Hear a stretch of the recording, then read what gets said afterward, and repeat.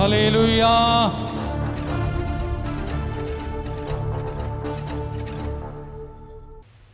கர்த்தர் நல்லவர். நாமெல்லாம் அப்படியே வாய்களை திறந்து கர்த்தரை ஸ்தோத்திரிப்போம்.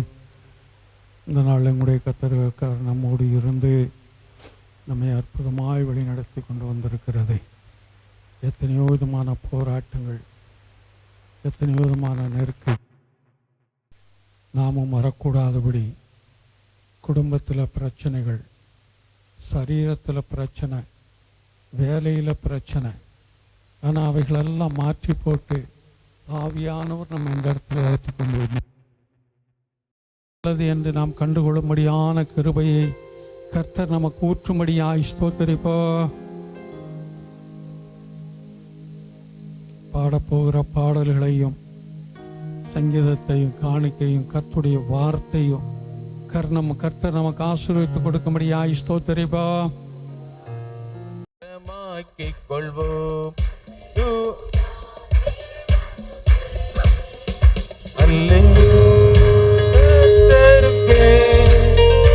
அல்லேலூயா பரிசுத்தர்க்கே, அல்லேலூயா ராஜனுக்கே, அல்லேலூயா தேவனுக்கே, அல்லேலூயா கர்த்தருக்கே, அல்லேலூயா பரிசுத்தர்க்கே, அல்லேலூயா ராஜனுக்கே. நல்லவர். பாடல்ல பார்த்தது போல வானத்தில் அடையாளம் தோன்றிடுமே, இயேசு மேகத்தில் வந்திடுவார், நாமும் அவருடன் சேர்ந்திடவே நம்மை ஆயத்தம் ஆக்கிக் கொள்வோம். சபை ஆராதனை என்பது கர்த்தருடைய வருகையில நம்மை எடுத்துக்கொள்வதற்கு நம்மை ஆயத்தப்படுவது.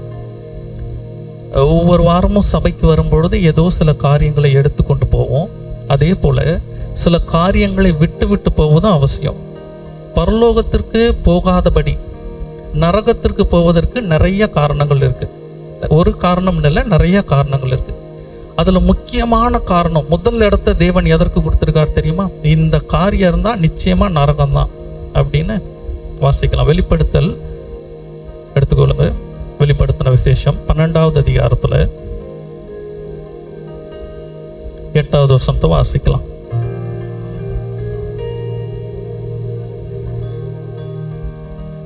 வெளிப்படுத்தல் விசேஷம் 12வது அதிகாரத்துல 8வது வசனமா 7வது வசனம் வாசிங்க.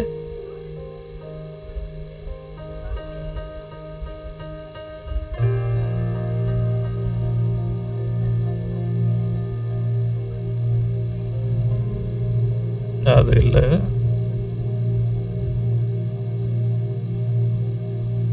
பயப்படுகிறவர்களும் ஒரே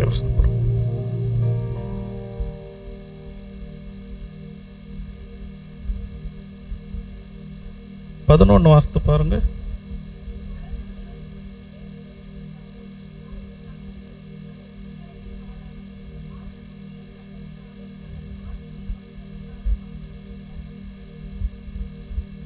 இந்த வசனம் இல்ல, மன்னிக்கணும், 21வது அதிகாரத்துல 8வது வசனம் வாசிங்க. பயப்படுகிறவர்களும் அவிவிசுவாசிகளும் அருவருப்பானவர்களும் கொலைபாதகரும் விபச்சாரக்காரரும் சூனியக்காரரும் விக்கிரக ஆராதனைக்காரரும் பொய்யர் அனைவரும் இரண்டாம் மரணமாகிய அக்கினியும் கந்தகமும் எரிகிற கடலிலே பங்கடைவார்கள் என்றார். ஆதியாகமத்திலிருந்து, அதாவது உலக தோற்றத்திலிருந்து இப்பொழுது வரைக்கும் இல்ல கடைசி வரைக்கும் கர்த்தர் மிகவும் வெறுக்கிற, எதிர்த்து நிற்கிற காரியம் என்ன? 2 காரியம், விக்கிரக ஆராதனையும் விபச்சாரமும். ஆனா அதவே கர்த்தர் பயத்திற்கு பின்பாக தான் கொண்டு வர்றாரு, அதற்கு முதல்ல கொடுக்கல. வேதத்தில் அநேக வசனங்கள் இருக்கு, பயப்படாத பயப்படாத பயப்படாதன்னு. அதை மீறியும் நம்ம பயந்து கொண்டே, ஏன்னா இதுல போட்டிருக்கா பிசாசுக்கு பயப்படுகிறவர்கள் அப்படின்னு பிரித்து ஏதாவது போட்டிருக்கா? அப்படியெல்லாம் போடல. பொதுவா பய சுபாவம் இருந்தது என்றால் அவர்கள் எங்கு போவதற்கு தகுதியற்றவர்கள், பரலோகத்திற்கு போவதற்கு தகுதியற்றவர்கள். இன்னைக்கு ஒரு வேளை நமக்கு வயது வித்தியாசம் இருக்கும், குடும்ப சூழ்நிலைகள் வேற வேறையாக இருந்தாலும் எல்லாருக்குள்ளேயும் இருக்கிற ஒரு சுபாவம் பயம், ஏதோ ஒரு பயம் இருக்கும், அது என்னன்னு தெரியாது.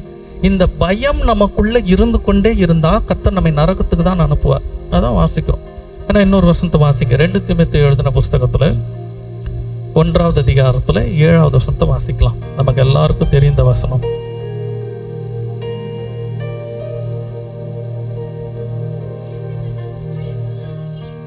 தேவன் நமக்கு பயமுள்ள ஆவியை கொடாமல். அப்ப ஒண்ணு தெரியணும், பயம் என்று ஒன்று, நமக்கு கர்த்தருக்கு பயப்படும் பயம் என்பது வேற. கர்த்தருக்கு பயப்படுகிற பயம் என்பது நம்முடைய செயல்ல காணப்படும். இருதயத்துல ஒரு பதட்டமோ கவலையோ சோர்வோ அது கொண்டு வருவதில்லை. அது நல்லா தெரிஞ்சுக்கணும். நம்ம கர்த்தருக்கு பயப்படுகிற பயம் என்பது வேற. ஆனா மற்றபடி உலக காரியங்களை குறித்து இருக்கிறதான பயம் என்கிற ஆவியை யார் கொடுத்ததல்ல? கர்த்தர் கொடுத்ததல்ல. அப்ப இந்த பயம் என்கிற ஆவி யார் கொடுத்தது? எதனால வரக்கூடியது? பிசாசானவன் கூட தான் வரக்கூடியது. ஏன்னா அதையும் நம்ம வாசிக்கலாம், எடுத்துக்கொள்ளுங்க. ஆதியாகமம் எழுதின புஸ்தகத்துல 3வது அதிகாரத்துல 10வது வசனத்தை வாசிக்கலாம்.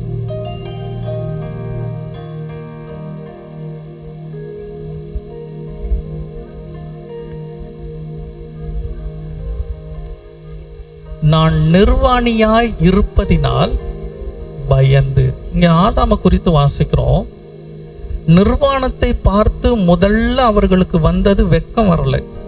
நிர்வாணத்தை பார்த்து என்னதான் வந்திருக்கணும்? வெக்கம் தான் இருந்திருக்கணும், அவமானம் இருந்திருக்கணும். ஆனா நிர்வாணத்தை பார்த்து இவர்களுக்கு முதல்ல வந்தது என்ன? பயம். இந்த பயம் வந்ததுனால கர்த்தரை சந்திப்பதற்கு, கர்த்தரிடத்துல நெருங்குவதற்கு அது ஒரு பிரிவினை தடையாக இருந்தது. இன்னைக்கு அநேக நேரத்துல நமக்கு பயம் இருக்கிறதுனால தான் நம்முடைய விசுவாசம், நம்முடைய ஜெபம் எல்லாம் கேள்விக்குறியா போயிடும். முதல்ல பயம்தான் வரும். பயம் வந்ததற்கு பின்பாக கவலை வரும், அபிவிசுவாசம் வரும், இது எல்லாம் வரும். இதனால்தான் வெளிப்படுத்தல வாஸ்தவம் முதலாவது யாரை அவர் குறிப்பிடுகிறார்? பயப்படுவர்கள். இப்ப இந்த நாள்ல தீர்மானம் இருப்போம், கர்த்தாவே என் பயத்தை என் இடத்துல இருந்து அகற்றுங்க. பயம் வருவதற்கான இன்னொரு காரணம், கர்த்தரிடத்துல சில வாக்கு தத்தங்களை கேட்டிருப்போம், சில ஜெபங்களை ஜெபித்திருப்போம். அதற்கு பதில் வராத கால தாமதங்களோ அந்த சூழ்நிலைகளை தான் நமக்கு பயம் வரும். வாசிக்கலாமே. ஆதியாகமம் எழுதின புஸ்தகத்துல எடுத்துக்கொள்ள 15வது அதிகாரத்தை எடுத்துக்கொள்ள 1வது வசனத்தை வாசிக்கலாம். இந்த காரியங்கள் நடந்த பின்பு கர்த்தருடைய வார்த்தை ஆபிரகாமுக்கு தரிசனத்தில் உண்டாகி, கர்த்தர் ஆபிரகாமை பார்த்து சொல்லுகிறார், ஆபிரகாமே நீ பயப்படாதே. ஏன் பயப்படாதேன்னு சொல்லுகிறார்? இல்ல ஆபிரகாமுக்கு எதனால பயம் வந்தது? அடுத்த வசனத்தை வாசிக்கலாம். அதற்கு ஆபிரகாம், கர்த்தராகிய ஆண்டவரே, அடியேனுக்கு என்ன தருவீர்? நான் பிள்ளை இல்லாமல் இருக்கிறேனே போதும். ஆபிரகாமுக்கு பயம் எதனால வந்தது? பிள்ளை இல்லை. அவனுக்கு சொத்துக்களுக்கு குறைவே இல்லை, ஆஸ்திகளுக்கு குறைவே இல்லை, படை பலத்திற்கு குறைவே இல்லை. ஏன்னா அதற்கு மேல உள்ள காரியங்கள் பார்க்கிறோம். எதன் பின்பாக என்றால் லோத்துவை சிறைப்பிடித்து கொண்டு போகிறார்கள். இவன் சண்டை போட்டு மீட்டு எடுத்து கொண்டு வரான். நல்ல பலம் இருக்கு, நல்ல சொத்துக்கள் இருக்கு. இருந்தாலும் இவன் எதிர்பார்க்கிற ஒரு காரியம் இல்லை என்றால் கர்த்தர் தருவேன் என்று சொன்ன ஒரு காரியம் அது கொஞ்சம் தடைப்பட்டு கொண்டே போகுது. இதனால ஆபிரகாமுக்கு என்ன உண்டாகுது? பயம். அதனாலதான் ஆண்டவர் சொல்லுகிறாரு, நீ ஏன் பயப்படுற? நீ பயப்படாத, நான் பிள்ளை இல்லாமல் இருக்கிறேனே. தொடர்ந்து 5வது வசனத்தை வாசிக்கலாம். வெளியே அடைத்து நீ வானத்தை அண்ணாந்து பார், நட்சத்திரங்களை என்ன உன்னாலே கூடுமானால் அவைகளை என்ன என்று சொல்லி பின்பு அவனை நோக்கி. தொடர்ந்து வாசிக்கலாம் அடுத்த வசனம். அவன்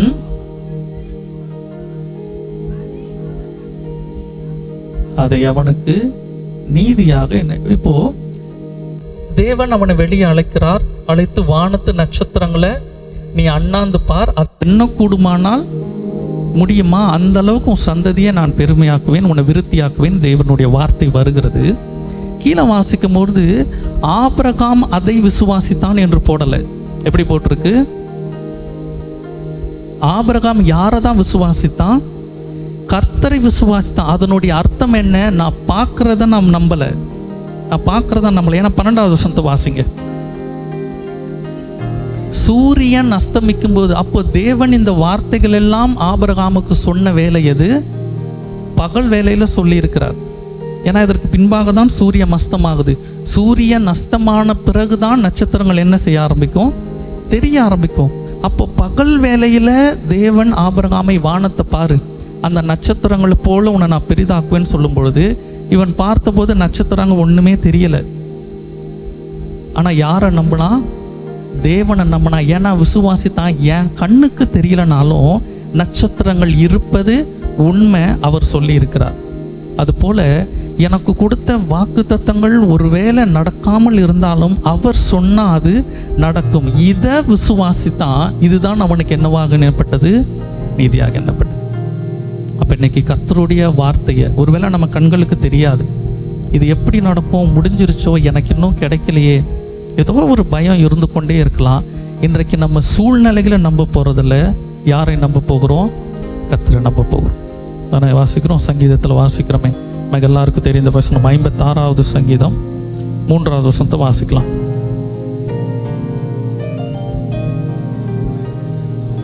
நான் பயப்படுகிற நாளில் உம்மை நம்பேன். நமக்கு எப்பெல்லாம் பயம் வருதோ, ஏன்னா அந்த பயம் என்கிற ஆவி யார் கொடுத்ததல்ல, கர்த்தர் கொடுத்தது அல்ல. அது தெளிவாக தெரியும். அதை மீறி ஒரு பயம் வரும்பொழுது யாரை நம்ப ஆரம்பிப்போம்? கர்த்தரை நம்ப ஆரம்பிப்போம், சூழ்நிலைகள் அல்ல. இன்னொரு வசனத்தை எடுத்துக்கொள்ளலாம். 23வது சங்கீதத்தை எடுத்துக்கொள்ளுங்க. 23வது சங்கீதத்தில் 4வது வசனத்தை வாசிக்கலாம்.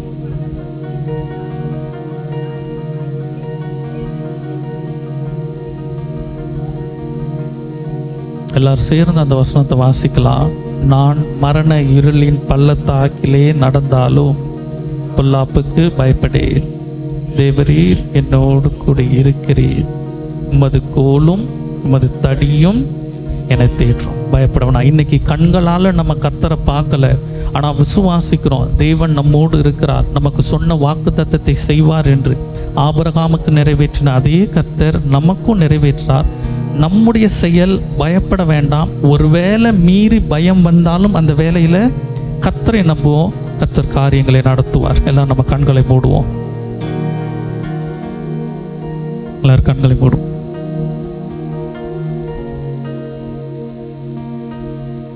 பயப்பட போறதல்ல, கர்த்தரை விசுவாசிப்போம். கண்ணுக்கு தெரியாத நட்சத்திரத்தை பாருனாரு ஆபிரகாம். தேவன் இடத்துல கேள்வி கேட்கல, தேவனே நட்சத்திரமே தெரியலையே, அப்போ என் சந்ததியை நான் பார்க்க மாட்டேனா, கிடைக்காதான், நான் அதெல்லாம் பார்க்கல. அதனால தான் நான் வாசிக்கிறோம், அவன் தேவனை விசுவாசித்தான், பார்த்ததை விசுவாசிக்கல. எனக்கு ஆசீர்வாதமான வார்த்தைகள் வரும்போது சூழ்நிலைகளை பார்த்து எப்படின்னு கேள்வி கேட்காதபடி கர்த்தரை மாத்திரம் பார்த்து அதை விசுவாசிப்போம். பயப்பட வேண்டாம். மரண இருளின் பள்ளத்தாக்கிலே நடந்தாலும் வர்ற பிரச்சனை பொல்லாப்புக்கு நான் பயப்பட, ஏனால் தேவரீர் என்னோடு கூட இருக்கிறேன். எத்தனை பேர் விசுவாசிக்கிறோம்? தேவன் என்னோடு கூட இருக்கிறார், தேவன் நம்மோடு கூட இருக்கிறார். தேவன் நாம் பயப்படும் பொழுது அதை மாற்றக்கூடியவர். விசுவாசத்தோடு இருப்போம், தைரியத்தோடு இருப்போம்.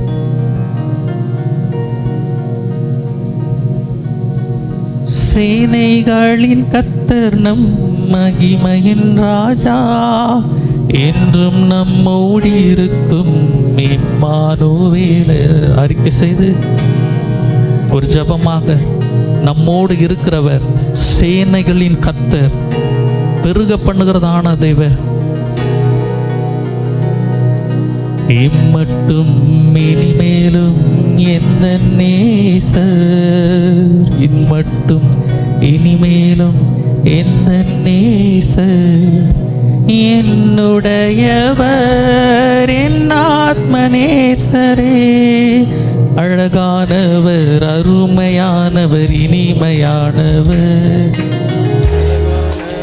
அருமையானவர் இனிமையானவர், மகிமையானவர் மீட்பரானவர், மகிமையானவர் மீட்பரானவர், அவர் இயேசு இயேசு இயேசு, அவர்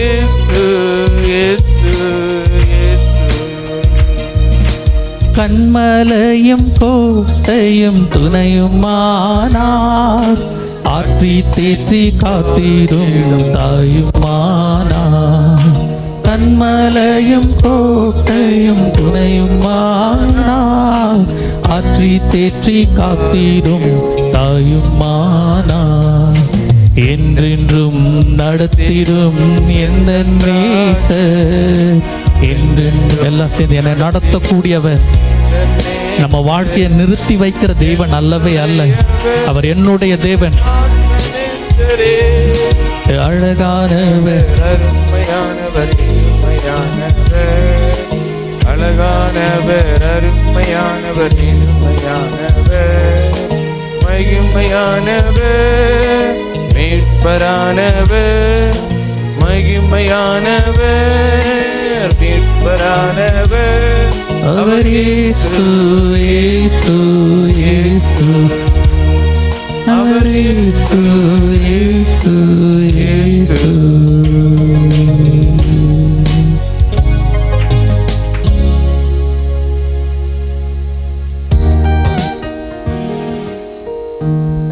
நம்முடைய தேவன், அடிக்கடி நம்ம சொல்லுவோம் இல்லையா, ஆபிரகாமின் தேவன், ஈசாக்கின் தேவன்.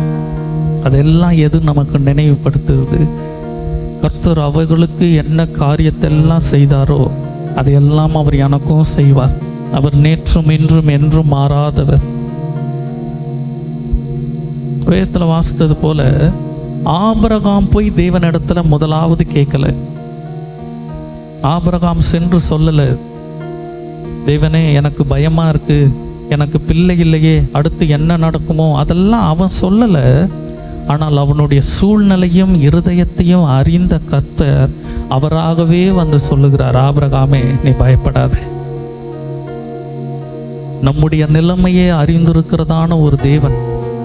சில நேரம் வாயின் வார்த்தைகள்ல நம்ம சொல்லாமல் இருக்கலாம், வெளிப்படையாக நம்ம சொல்ல முடியாத சூழ்நிலையில இருக்கலாம். ஆனா எல்லாவற்றையும் அறிந்திருக்கிற கர்த்தர் நம்ம அப்படியே கைவிடுகிறவர் அல்ல. அவரை நம்பி அவருடைய ஸ்தலத்திற்கு வந்திருக்கிறோமே, அவருடைய சபைக்கு வந்திருக்கிறோமே, அவருடைய ஜப வீட்டுக்கு வந்திருக்கிறோமே. இது அப்படித்தானே வாசிக்கிறோம், என்னுடைய ஜப வீடு, இது ஆண்டவருடைய வீடு. அது ஒருவேளை கட்டடத்தை ஒருவர் கட்டியிருக்கலாம், நிலம் ஒருத்தர் பேர்ல இருக்கலாம், ஆனால் இந்த இடம் கர்த்தரை தொழுது கொள்ள வைத்திருக்கிறோம்னா இது அவருடைய வீடாக முத்தரிக்கப்படுகிறது. இந்த இடத்துல அவர் வாசிக்கிறோம், என் ஜப வீட்டில் அவர்களை அழைத்து கொண்டு வந்து அவர்களை நான் மகிழ பண்ணுவேன். இன்னைக்கு பயத்தில் இருக்கிறோம்ல, கலக்கத்தில் இருக்கிறோம்ல, கண்ணீரில் இருக்கிறோம்ல, கொஞ்சம் பேசினா போதுங்க, கண்ணீர் அப்படியே தார தாரையாக வந்துடும். அவ்வளோ வேதனை, அவ்வளோ துக்கம்னு வைத்திருக்கிறோம்ல. இதெல்லாம் இருந்தாலும் கர்த்தருடைய சபைக்கு வந்துட்டோமே, கர்த்தர் நம்மை மகிழ்ச்சி ஆக்குவார். அதுதான் நமக்கு இருக்க விசுவாசம். சூழ்நிலைகளை மாற்றுகிற கர்த்தர். விசுவாசிப்போம். கண்கள் காணாததை, பகல்ல நட்சத்திரத்தை பார்த்தோம், தேவனை விசுவாசித்தது போல சூழ்நிலைகள் ஒண்ணுமே இல்லையே, நான் சூழ்நிலையை பார்க்கல, கர்த்தருடைய வார்த்தையை தான் நான் பார்க்கிறேன். என்ன பிரச்சனை வந்தாலும், என்ன கவலை வந்தாலும் கர்த்தரை விட்டு விலக போவதில்லை. என்னென்ன துன்பம் வந்தாலும் நான் கலங்கிடவே. பயத்தை விட்டவங்களா பாடுவோமா? என்னென்ன நான் கலங்கிடவே மாட்டேன். யார் என்ன சொன்னாலும்,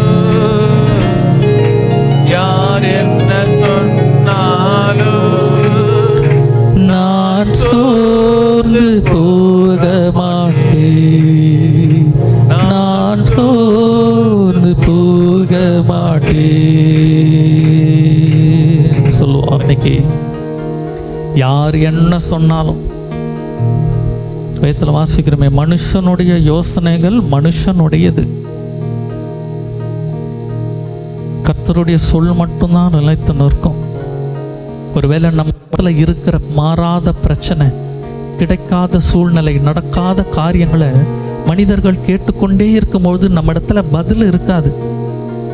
ஜபம் மட்டும்தான் நம்முடைய நம்பிக்கையா இருக்கும். அதை பிடித்து கொள்வாய். நான் என்ன பதில் சொல்ல போகிறேன், இது இனிமேட்டு உங்களுக்கு அவ்வளவுதாங்க, இது இப்படி தான் நடக்கும், இது பிரச்சனையாக தான் இருக்கும், இது கஷ்டமாக தான் இருக்கும். இப்படி மனிதர்கள் உலக காரியங்களை வைத்துலாம் சொல்லுவாங்க.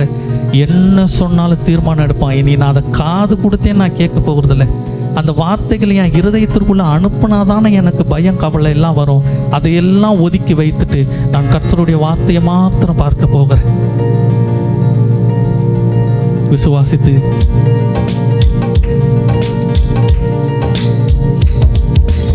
என்னென்ன துன்பம் வந்தாலும் கர்த்தருடைய சமூகத்துல நான் கலங்கிடவே மாட்டேன். ஜெபமாக சொல்லுமா? ஜெபம் இல்ல, தேவனிடத்துல வாக்குறுதி கொடுப்போம். வந்தாலும் கர்த்தாவே நீ என்ன துன்பம் வந்தாலும் நான் கலங்க போவதில்லை. கலங்கிடவே மாட்டேன். யார் என்ன சொன்னாலும், யார் என்ன சொன்னாலும் நான் சோர்ந்து போக மாட்டேன். நான் சோர்ந்து போக மாட்டேன். கிறிஸ்துவுக்குள் வாழும் எனக்கு எப்போதும் வெற்றி உண்டு. கிறிஸ்துவுக்குள் வாழும் எனக்கு எப்போதும் வெற்றி உண்டு. சாத்தானுக்கு நம்முடைய வாழ்க்கையில் அதிகாரமே இல்லை. நம்முடைய வாயின் வார்த்தையினால் தான் நம்ம சிக்கொண்டு போகிறோம். இனி விசுவாச வார்த்தைகள், நம்முடைய சிந்தையெல்லாம் வேத வசனத்தால் நிறைந்திருக்கும். சாத்தானின் அதிகாரம் எல்லாம்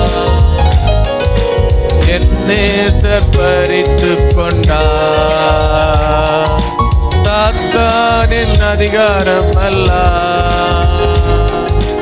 என் நேசர் பறித்துக் கொண்டார்.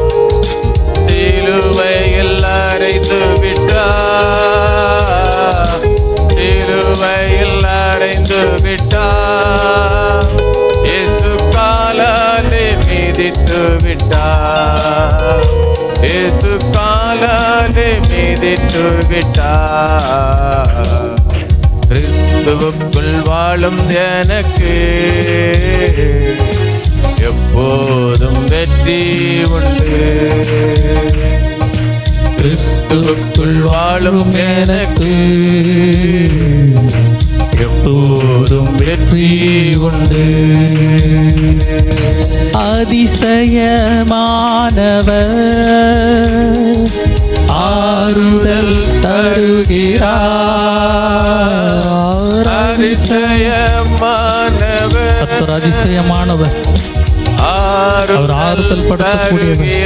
இந்த வேலையில எதனாலெல்லாம் காயப்பட்டு அமர்ந்திருக்கிறோமோ அதை அறிகிற தேவன். அவர் ஆறுதலை படுத்துவார். வேதனை அறிகிறார், வேதனை அறிகிறார், விடுதலை தருகிறார். இன்று விடுதலை தருகிறார். ஒன்று சேர்ந்து நாம் துதிப்போம், தந்தானை மீதிப்போம், தேசத்தை சுதந்தரிப்போம். ஒன்று சேர்ந்து நாம் துதிப்போம், சாத்தானை மீதிப்போம், தேசத்தை சுதந்தரிப்போம்.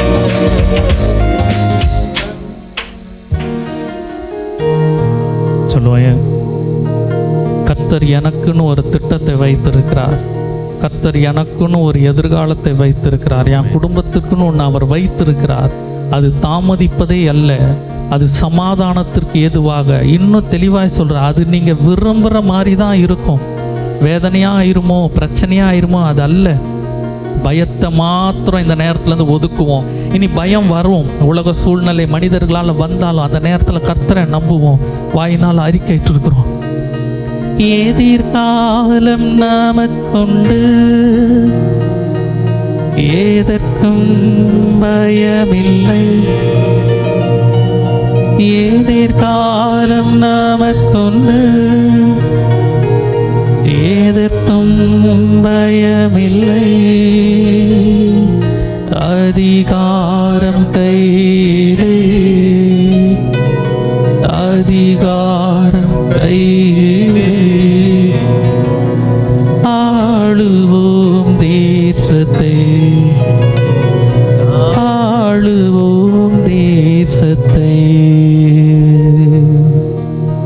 பரிசுத்தமுள்ள எங்கள் கர்த்தாவே, எங்கள் வாயின் வார்த்தையை அங்கீகரிக்கக்கூடியதான தேவனே, உம்முடைய வாயின் வார்த்தையை செயலாற்றி முடிக்கிறதானவராக இருக்கிறீங்களே, இந்த காலை வேளையில் எங்கள் நொறுங்குண்ட இருதயத்தை, காயப்பட்ட இருதயத்தை தேவன் குணமாக்குங்க.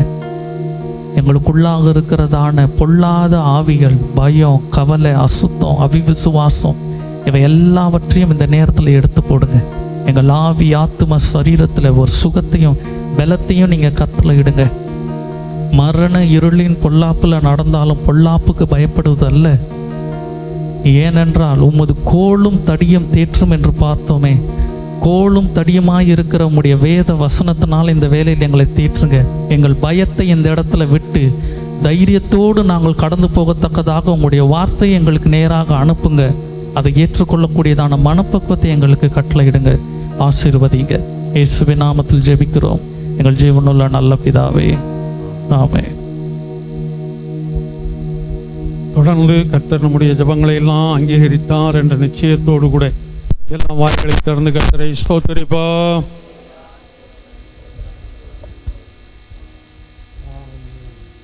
அப்படியே வேத புஸ்தகத்தை எடுத்துக்கொண்டு எழுந்திருப்போம். 97வது சங்கீதத்தை திருப்பிக் கொள்வோம். சங்கீதங்கள் புஸ்தகம் 97.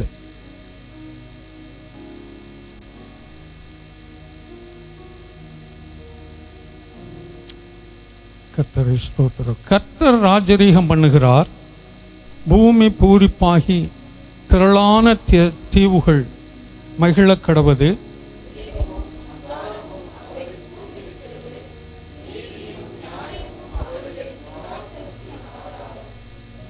அக்கினி அவருக்கு முன்பாக சென்று சுற்றிலும் இருக்கிற அவருடைய சத்துருக்களை சுட்டெரிக்கிறது.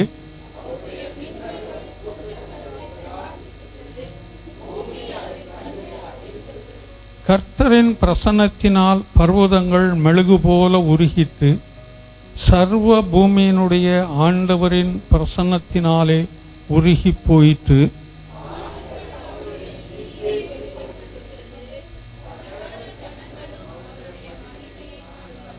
சொரூபங்களை வணங்கி விக்கிரகங்களை பற்றி பெருமை பாராட்டுகிற யாவரும் வெட்கப்பட்டு போவார்களாக. தேவர்களே, நீங்கள் எல்லாரும் அவரை தொழுது கொள்ளுங்கள்.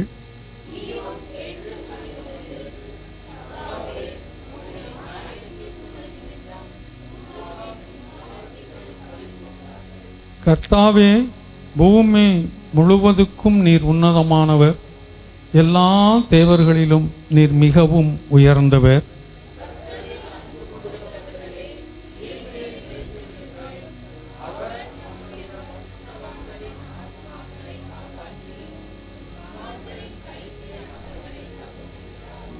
நீதிமானுக்காக வெளிச்சமும் செம்மையான இருதயத்திற்காக மகிழ்ச்சியும் விதைக்கப்பட்டிருக்கிறது.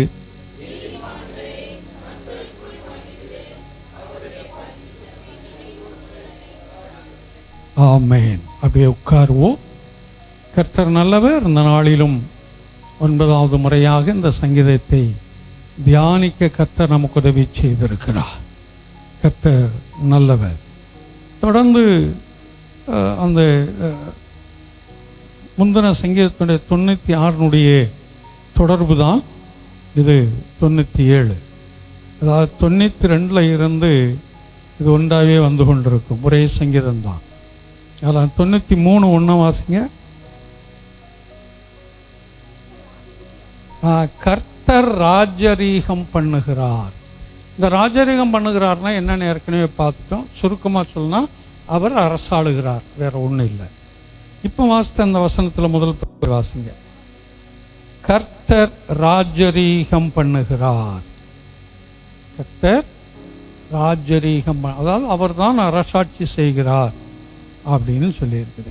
அப்படி அரசாட்சி செய்கிறதுனால என்ன நடக்கும் என்பதை குறித்து 6 வசனம் வரைக்கும் அது சொல்லியிருக்குது. அவர் எப்படிப்பட்டவர், என்ன நடக்கும் என்பதை 6வது வசனம் வரைக்கும் சொல்லியிருக்குது. இல்லை, ஏதாவது ஒரு வசனத்தை வாசிங்க. அவருடைய மின்னல்கள் பூச்சக்கரத்தை பிரகாசிப்பித்து பூமியை அதை கண்டு அதிர்ந்தது. இது எழுத்தின்படி பார்த்தீங்கன்னா, இந்த மின்னல் அடிக்கும்போது என்ன ஆகும்னு தெரியுமா? பளிச்சுன்னு ஒரு வெளிச்சம் வரும். அது ஒரு ஒரு ஒரு குறிப்பிட்ட சுற்றுப்புறத்திற்கெல்லாம் அந்த வெளிச்சம் இருக்கும். அந்த வெளிச்சம் வரும்போது என்ன நடக்கும்? என்ன நடக்கும்? எதுவுமே நடக்காது. அதுக்கு கால் இல்லை, அதனால நடக்காது. மின்னல் ஏமால் அடிக்கட்டும்னு போய் நாங்கள் நின்றுக்கிட்டு இருக்க முடியுமா? இருக்க மாட்டாங்க. கதையெல்லாம் சொல்லுவாங்க. அதுக்கு மின்னல் சாணி மேலே விழுந்துருச்சுன்னு சொன்னால் அதில் அப்படியே தங்க கொழு வந்துடும் அப்படின்னு சொல்லி. மின்னல் கிடக்கிற சாணி மேலே விழுந்துருச்சுன்னு சொன்னால், கொழுனா தங்க கட்டி நீளமாக இருக்கிறது, அது வந்துருமா அதில்? என்ன, மழை வரும்போது பச்சை மரத்தடியில் நிற்கக்கூடாதுன்னு சொல்லுவாங்க. அந்த பச்சை மரத்தில் விழுந்துச்சுன்னா அது தீப்பற்றி எரியும். அது இழுக்கக்கூடிய ஒரு தன்மை உண்டு அந்த மின்னலை. அதனால தான் அந்த பெரிய பில்டிங்கிலெல்லாம் பார்த்தீங்கன்னா அந்த இடி தாங்கினே ஒன்று வச்சுருப்பாங்க. அந்த அந்த பெரிய இப்போ வைக்கிறாங்களான்னு தெரியல. பெரிய கட்டடத்தோட உச்சிகளில் பார்த்தீங்கன்னா ஒரு சின்ன கம்பி மட்டும் நீட்டிக்கிட்டு இருக்கும். அந்த சின்ன கம்பி நமக்கு எதுக்குன்னு தெரியாது. அது இடி தாங்கின்னு சொல்லுவாங்க. மின்னலை தாங்கி கொள்ளக்கூடியது. அது தூரத்துலேருந்து வரக்கூடிய எந்த மின்னலாக இருந்தாலும் அதை அப்சர்வ் பண்ணி அதிலிருந்து கீழே எர்த்து வயர் கொண்டு பூமியில் விட்டுருப்பாங்க. நல்ல செம்பு கம்பிகளை, பட்டைய பெரிய கம்பிகளை அதோடு இணைத்து அதை கொண்டு இதில் விட்டுருப்பாங்க. ஏன்னா நேரடியாக மின்னல் தாக்கினால் அந்த கட்டடம் பாழாய் போகும், கட்டடம் இடிக்கப்பட்டு போகும் என்று தான் அந்த கம்பி இடி தாங்கி என்ற அந்த ரிசீவர் மாதிரி வச்சு அது நேராக இழுத்துக்கிறோம். அது அந்த எர்த்தா உடனே அடுத்த செகண்டு அது கரண்டாக மாற்றுற மாதிரி மாற்றி பூமிக்குள்ளே கொண்டு போயிடும். இன்றைக்கு நீங்கள் பெரிய பில்டிங்குகளில் பாருங்கள், பழைய பில்டிங்கில் இருக்க இப்போ இருக்கிறது வைக்கிறாங்களா என்னன்னு தெரியல. அப்போது அந்த மின்னலின் நிமித்தம், ஆமாம், பூமி அதை கண்டு அதிர்கிறது. அவருடைய மின்னல்கள் பூச்சக்கரத்தை பிரகாசிப்பித்து இந்த பூமியை பிரகாச பண்ணுது. அடுத்ததாக பூமி அதை கண்டு அதிர்கிறது என்று சொல்லி இதில் சொல்லியிருக்கு. கீழே வரும்போது அந்த 7வது வசனத்தில் மட்டும் விக்கிரகத்தை குறித்து சொல்லியிருக்குது. அந்த சொரூபம், அந்த 7 வாசங்க, சொரூபங்களை வணங்கி விக்கிரகங்களை பற்றி. சொரூபம் என்றால் என்ன? விக்கிரகம் என்றால் என்ன?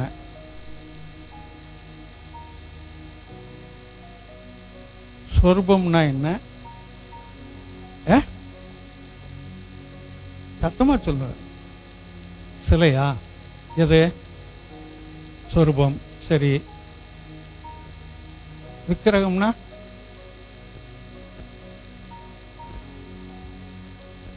சரி, அது அப்படியே இருக்கட்டும்.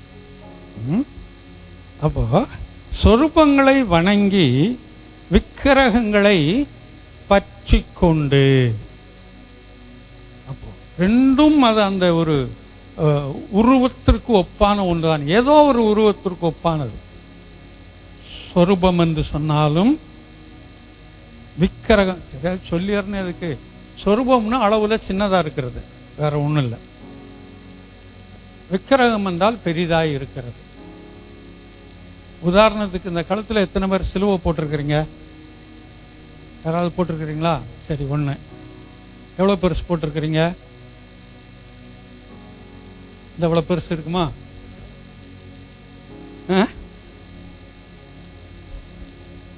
இதுதான் அதில் வித்தியாசம். சொரூபம் என்பது சின்ன அளவில் சின்னதாக இருக்கும், தங்களை அதை உபயோகப்படுத்துகிற மாதிரி.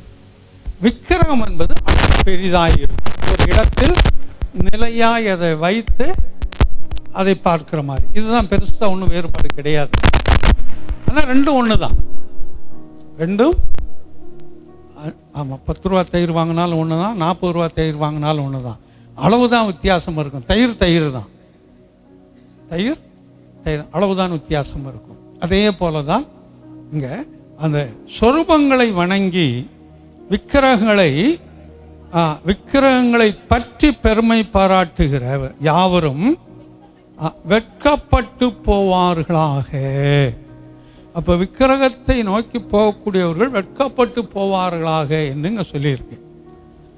அடுத்த வரியில் வரும்போது தேவர்களே, இங்க தேவர்கள் யாரை சொல்லி இருக்குது? இதுக்கு முன்னாடி ஒரு 2-3 வாரத்துக்கு முன்னாடி வரும்போது சொன்னேன், அன்னைக்கு இருந்த நிலைமையில இஸ்ரவேல் ஜனங்களைத்தான் அப்படி சொல்லி இருக்குது தேவர்கள் என்று சொல்லி. அப்படி என்றால் விசுவாச பிள்ளைகளையும் அது தேவர்கள் என்று தான் குறிப்பிடுகிறதுங்க, அதுக்கு ஒப்பாய். ஆனால் தேவர்களே, நீங்கள் எல்லாரும் அவரை தொழுது கொள்ளுங்கள். எவரை? பூச்சக்கரன் நடுங்கும்படியா இருந்து நடத்தி கொண்டு வருகிறாரே அவரை தொழுது கொள்ளுங்கள் அப்படின்னு இதுல சொல்லி இருக்குது. மற்றவங்க விக்கிரகத்தை நோக்கி சொரூபத்தை நோக்கி ஓடுறாங்க. ஆமா, தேவர்களாகிய நீ அவரை தொழுது கொள்ளுங்கள் அப்படின்னு சொல்லி. அதுல இருந்து கடைசி வசனம் வரைக்கும், 11வது வசனம் வரைக்கும் அவரை குறித்த காரியங்களை சில சொல்லியிருக்கு. அதில் ஏதாவது ஒன்று வாசிங்க. நீதிமானுக்காக 11 வாசிமாப்பா 11 தான். நீதிமானுக்காக வெளிச்சமும் செம்மையான இருதயத்தாருக்காக மகிழ்ச்சியும் விதைக்கப்பட்டிருக்கிறது. வைக்கப்பட்டிருக்கிறது வேற, விதைக்கப்பட்டிருக்குங்கிறது வேற.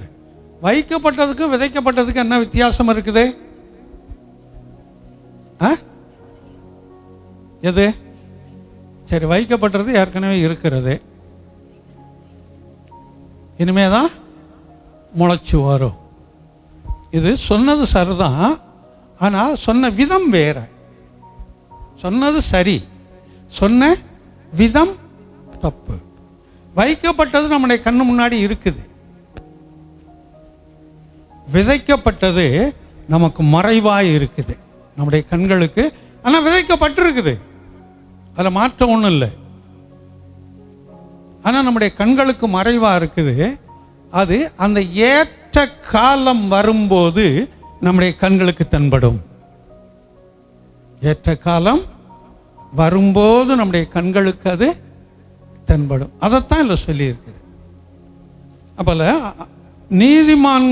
நீதிமானுக்காக வெளிச்சமும். அப்போ இந்த நீதிமானுக்காக வெளிச்சம்னா, வெளிச்சம்னு சொன்னால் வேதத்தில் இயேசுவானவர் குறித்து சொல்லியிருக்குது. நானே உலகத்திற்கு ஒளியாய் வந்தேன்னு சொல்லியிருக்குது. இன்னொரு இடத்துல நானே வெளிச்சம்னு சொல்லியிருக்குது. இதெல்லாமே இருக்குது. அப்போ அவர்தான் நமக்காக, கர்த்தருடைய பிள்ளைகளுக்காக வெளிச்சமாய் இருக்கிறார். செம்மையான இருதயத்தாருக்காக. அந்த நீதிமானாய் இருக்கிறவனோ, செம்மையான இருதயத்தோடு எவன் இருக்கிறானோ அவனுக்கு. எல்லாருக்கும் செம்மையான இருதயம் என்று சொல்ல முடியாது. அந்த செம்மையான இருதயம் உள்ளவர்களுக்காக என்ன வைக்கப்பட்டிருக்கிறதா? மகிழ்ச்சி. ஆமா, அந்த மகிழ்ச்சி விதைக்கப்பட்டிருக்கிறது. அப்போ அந்த அந்த அந்த மகிழ்ச்சி எப்போ எந்த சூழ்நிலையில முளைத்து வருமோ அது வரும். அப்படி இருக்கிறதுனால நீதிமான்கள் என்ன செய்ய வேண்டும் என்பதை குறித்து கடைசி வசனத்தில் வாசிக்கிறோம். நீதிமான்களே, கர்த்தருக்குள் மகிழ்ந்து அவருடைய பரிசுத்தத்தின் நினைவு கூறுதலை. ஆமா, நீதிமான்களே கர்த்தருக்குள் மகிழ்ந்து. நம்முடைய மகிழ்ச்சி எதற்குள்ளாய் இருக்க வேண்டுமாம்? கர்த்தருக்குள்ளாய் இருக்க வேண்டும். கர்த்தர் பிரியப்படக்கூடிய காரியங்களில் இருக்க வேண்டும்.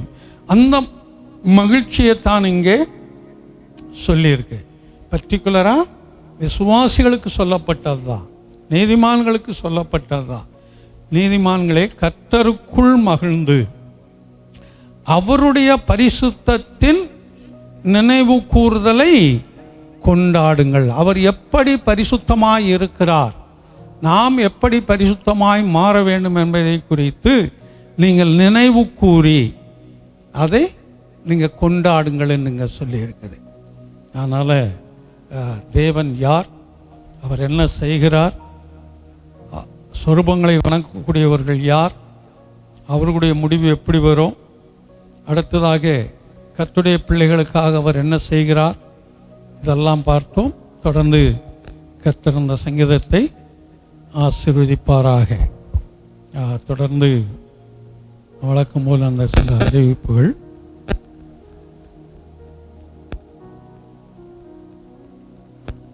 கர்த்தர் நல்லவர்.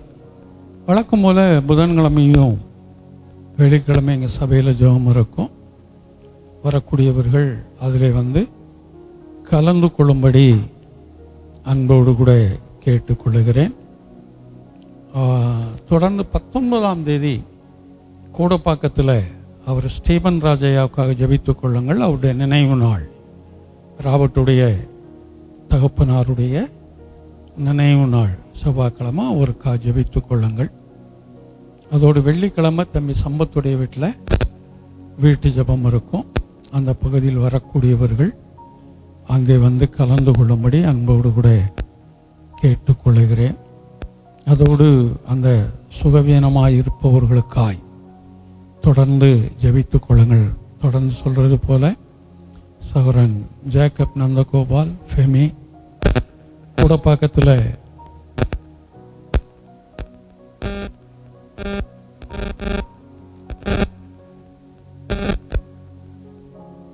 அதையும்மாவுடைய தகப்பனார் அந்த தம்பி ராபர்ட்டுக்கு அந்த காலில் கட்டு போட வைத்து அப்படி இருக்குது.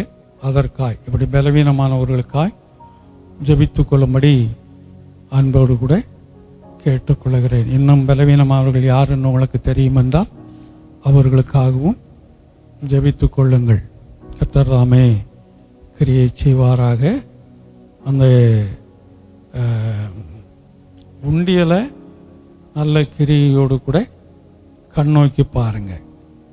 கர்த்தர் அதில் பாதுகாப்பை கொடுக்கட்டும். ஏன்னா அந்த உண்டியலுக்கு பாதுகாப்பு வேணும். அது எப்படி எங்கெங்கேயோ போயிடுது. அதுக்காக நான் சொல்கிறது. தொடர்ந்து ஜெபித்து கொள்ளுங்கள். இன்றைக்கு வராத பிள்ளைகளுக்காக ஜெபித்து கொள்ளுங்கள். வரக்கூடிய நாட்களிலே கர்த்தர் அவர்களையும் கொண்டு சேர்க்கட்டும். நாம் எல்லாம் அப்படி எழுந்து நிற்போம். ஒரு பாடலை பாடும்போது கர்த்தருக்கென்று காணிக்கை கொடுத்து கடந்து போவோம். முதலாவதாக சகோதரர்கள் வாங்க. தொடர்ந்து சகோதரிகள் வரும்படி அன்போடு கேட்டுக்கொள்ளுகிறேன்.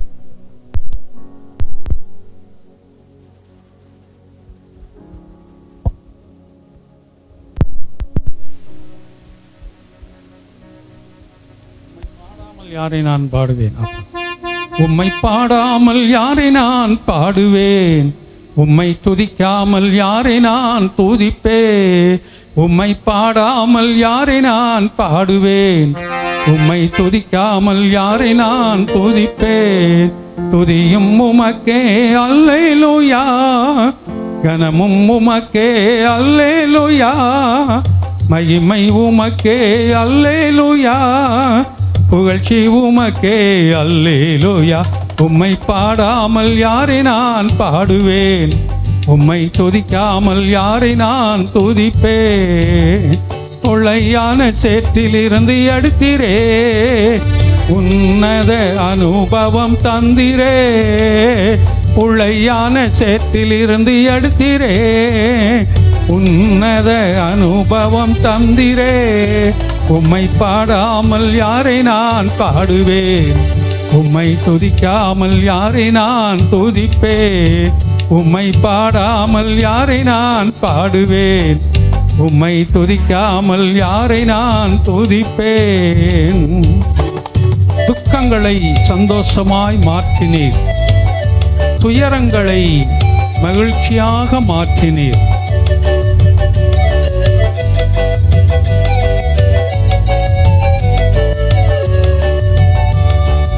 துக்கங்களை சந்தோஷமாய் மாற்றினீர், துயரங்களை மகிழ்ச்சியாக மாற்றினீர். துக்கங்களை சந்தோஷமாய் மாற்றினீர், துயரங்களை மகிழ்ச்சியாக மாற்றினீர். உம்மை பாடாமல் யாரை நான் பாடுவேன்? உம்மை துதிக்காமல் யாரை நான் துதிப்பேன்? உம்மை பாடாமல் யாரை நான் பாடுவேன்? உம்மை யாரை நான் துதிப்பேன். எல்லாம் அப்படியே முழங்கால் படியிடுவோம். கர்த்தரை நோக்கி பார்ப்போம். இந்த நாளில் கொடுத்ததான இந்த காணிக்கையை கர்த்தர் ஆசீர்வதித்து கொடுக்கும்படி எல்லாம் வாய்களை திறந்து கர்த்தரை ஸ்தோத்திரிப்போம். ஒரு 2 மாசத்துக்கு முன்னாடி ஒரு கேள்வி கேட்டேன். அது என்ன கேள்வி?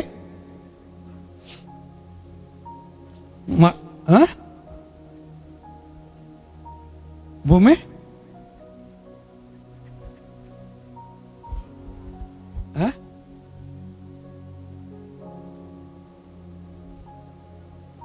சரி, அது எழுதி கொடுத்தவங்க எஸ் மாறுவ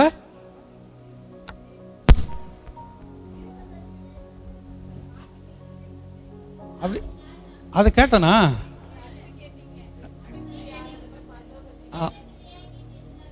ஆமா,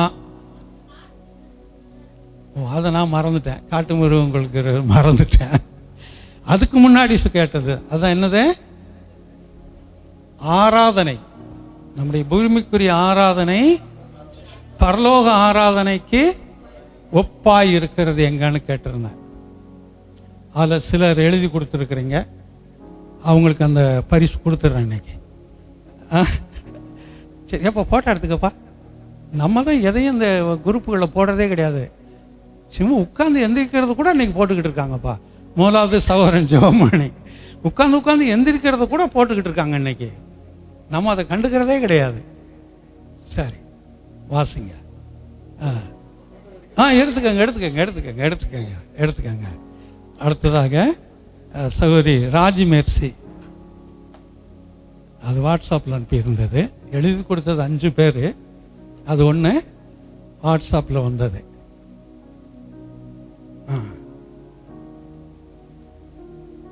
சரி, அடுத்ததாக சகோதரி சோபனா,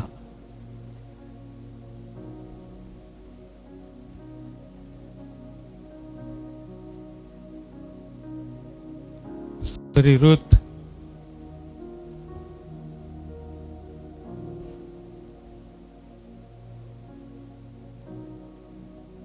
அதுக்கப்புறம் சகோதரின்னு தானே சொல்லணும். சகோதரி வைஷ்ணவி. ஆமாம்,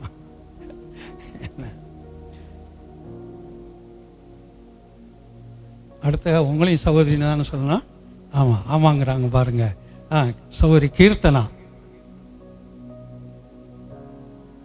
சரி, இது எல்லாமே நல்ல கதை புக்குகள், வேத வசனத்திற்கு ஒத்ததான இருக்கிற கதை புக்குகள். இதெல்லாம் வாங்கி ரொம்ப நாளாக வச்சுருந்தேன். நான் கொடுக்கறதுக்காக வாங்கினது, கொடுக்க முடியல வச்சுருந்தேன்.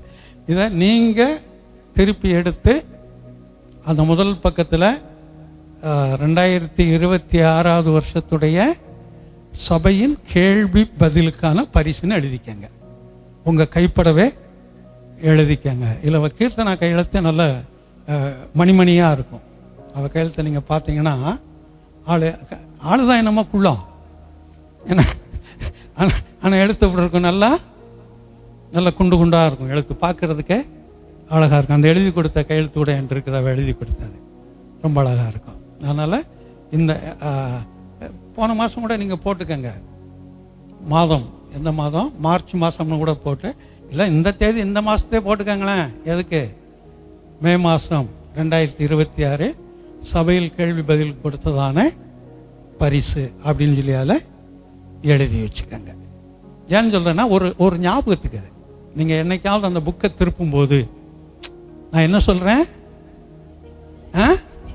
என்னைக்காவது திருப்பும்போது அதுக்கு தான் அந்த வார்த்தை பார்க்கணும். இல்லை, அப்படி பண்ணுறீங்கன்னு தெரிஞ்சு தானே சொல்கிறேன். வேற என்ன சொல்கிறேன்? நீங்கள் பண்ணுறத நான் சொல்கிறேன், சொல்லி கொடுக்கறதுனால இல்லை. என்ன அது திருப்பும்போது இதுக்காக இல்லை. நீங்கள் திருப்பாட்டிலும் வேற யாராவது திருப்பினார்கள் என்று சொன்னால் அவங்க பார்க்கும்போது இதுக்காக அந்த பரிசு வாங்கியிருக்கிறீங்களோ என்று சொல்லி தெரிய வரும். அதற்காகத்தான் அதை சொல்கிறேன். அதுக்கப்புறம் 2வது ஒரு கேள்வி கேட்டிருந்தேன். இயேசுவானவர் செல்ல பிள்ளையாக இருந்தார் அப்படின்னு சொல்லி. அது யார், அதுக்கு பரிசு இல்லை, அது நான் பரிசு கொடுக்க நான் சொல்லலை. ஆமாம், அதுக்கு யார் எழுதியிருந்தது? யாராவது எழுதியிருந்தீங்களா? வாட்ஸ்அப்பில் வந்துருந்துச்சு. ஆமாம். ரெண்டாவது ஒரு ஜோதி எழுதியிருந்தாங்க. அந்த வசனத்தை சொல்லிடுங்கம்மா. இதனை இப்போ இப்படி கேட்டால் எப்படி சொல்ல முடியும்? நீதிமொழி தான், சொல்லுங்க. சரி, நான் அந்த பார்த்தேன். 8:30 வாசிங்க. தான் நீதிமொழிகள் 8:30. நான் அவர் அருகே செல்ல பிள்ளையாய் இருந்தேன். ஆமா, இயேசுவானவர் வானத்தையும் பூமியையும் உருவாக்கும் போது அவருக்கு அருகாமையில் செல்ல பிள்ளையாய் இருந்தேன் அப்படின்னு சொல்லி இல்லை சொல்லியிருக்கு. இது இயேசுவானவரை குறித்ததான ஒரு தீர்க்க தரிசனமான காரியம். இவர் அங்கே இருந்தார். அப்படி இருந்த அந்த ஒரே பேரான குமாரனைத்தான் தன்னுடைய ஜனங்களுடைய பாவத்தை மன்னிக்கும்படி மாற்றும்படி உலகத்திற்கு மனுஷகுமாரனாய் அனுப்பினார். ஆமாம், இது நீதிமொழிகள்லாம் டக்குன்னு வாசித்துருவைங்கிறதுனால தான். எதுலேருந்து வாசிக்க சொன்னேன்? யோபுலேருந்து வாசிங்கன்னு சொன்னேன். அப்போ எப்படி அதுலேருந்து வாசிப்பாங்கள்ல? ஏன் சொல்கிறேன்னா கொஞ்சம் வாசிக்கட்டுங்கிறதுனால தான் இதை சொல்கிறது, வேற ஒன்றும் இல்லை. கொஞ்சம் வாசிக்கட்டும் அப்படிங்கிறதுனால தான் கொஞ்சம் நீட்டி கொடுக்கறது. அதுக்குதான் டைமும் நீளமாக கொடுக்கறது. சரி, வேற எப்போ கேள்விகள் வருதோ அப்போ சொல்கிறேன். நான் அந்த இப்போ எழுதி கொடுத்ததெல்லாம் அப்படியே நான் இதிலே வச்சுருக்கேன். இந்த நோட்லேயே தான் இருக்கு. ஏன்னா இதை இப்போ எடுத்து வேற ஒரு இடத்துல அப்படியே வைப்போம் பத்திரமா. எனக்கு தெரிஞ்ச வரைக்கும் பத்திரமா இருக்கும். எப்போ தொலையுதோ அப்போ தொலைஞ்சிரும். தொலையாத அளவுக்கு அது பத்திரமா தான் வச்சுருப்பேன். பல வருஷங்களுக்கு முன்னாடி உள்ளது கூட அப்படியே என்னுடைய கையில் இருக்கும். கர்த்தர் நல்லவர். தொடர்ந்து நாம் கர்த்தருடைய வார்த்தைக்குள்ளாய் கடந்து போவோம். நாம் தொடர்ந்து பார்த்து வர்ற நம்முடைய வருஷத்துடைய வாக்குத்தத்த வசனத்தை திருப்பிக் கொள்வோம். கர்த்தரோ உண்மையுள்ளவர், அவர் உங்களை ஸ்திரப்படுத்தி தீமை நின்று விலக்கி காத்து கொள்வார். இதை குறித்து நம்ம பார்த்து கொண்டு வரோம். தீமையிலிருந்து விலக்கி காத்து கொள்ளக்கூடிய தேவன் நம்முடைய தேவன். இதுக்கு ஒரு மனிதனை நாம் உதாரணமாய் வைத்து பார்த்து கொண்டு வந்தோம். அந்த மனிதன் யார்? யாக்கோபு. யாக்கோபு என்றால் என்ன அர்த்தம்? எத்தன். எத்தன் மட்டுமா? ஏமாற்றுக்காரன், மாய்மாலக்காரன், இப்படி எத்தனையோ அவனை குறித்து சொல்லலாம். அந்த எத்தனைத்தான் கர்த்தர் யாராய் மாற்றினார்? நீதிமானம் மாற்றினாரா?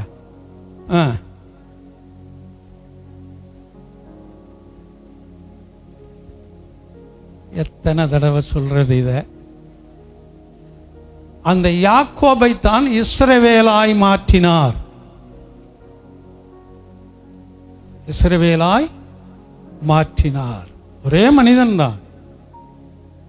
ஆமா, அதனால்தான் இன்னைக்கு எல்லா மனிதர்களுக்கும் 2 முகங்கள் உண்டு.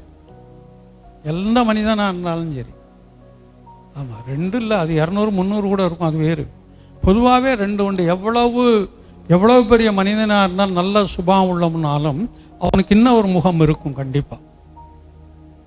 அது எல்லா நேரத்திலும் வெளிப்படாது. ஆனால் 2, அது அந்த முகம் என்று சொல்லும் போது 2 சுபாவங்கள், அவ்வளவுதான், வேற ஒன்றும் இல்லை. அதுக்காக எழுத்தின்படி முன்னாடி ஒரு முகம் பின்னாடி ஒரு முகம் இருக்குங்கிறது இல்லை. 2 சுபாவம் அவர்களுக்குள்ளாய் இருக்கும். கெட்டவனாய் இருந்தாலும் அவன் நல்ல சுபாவம் அவன்கிட்ட இருக்கும் கண்டிப்பா. நல்லவனாய் இருந்தாலும் கெட்ட சுபாவம் அவன்கிட்ட இருக்கும். அது நாம் தான் புரிந்து கொள்ள வேண்டும்.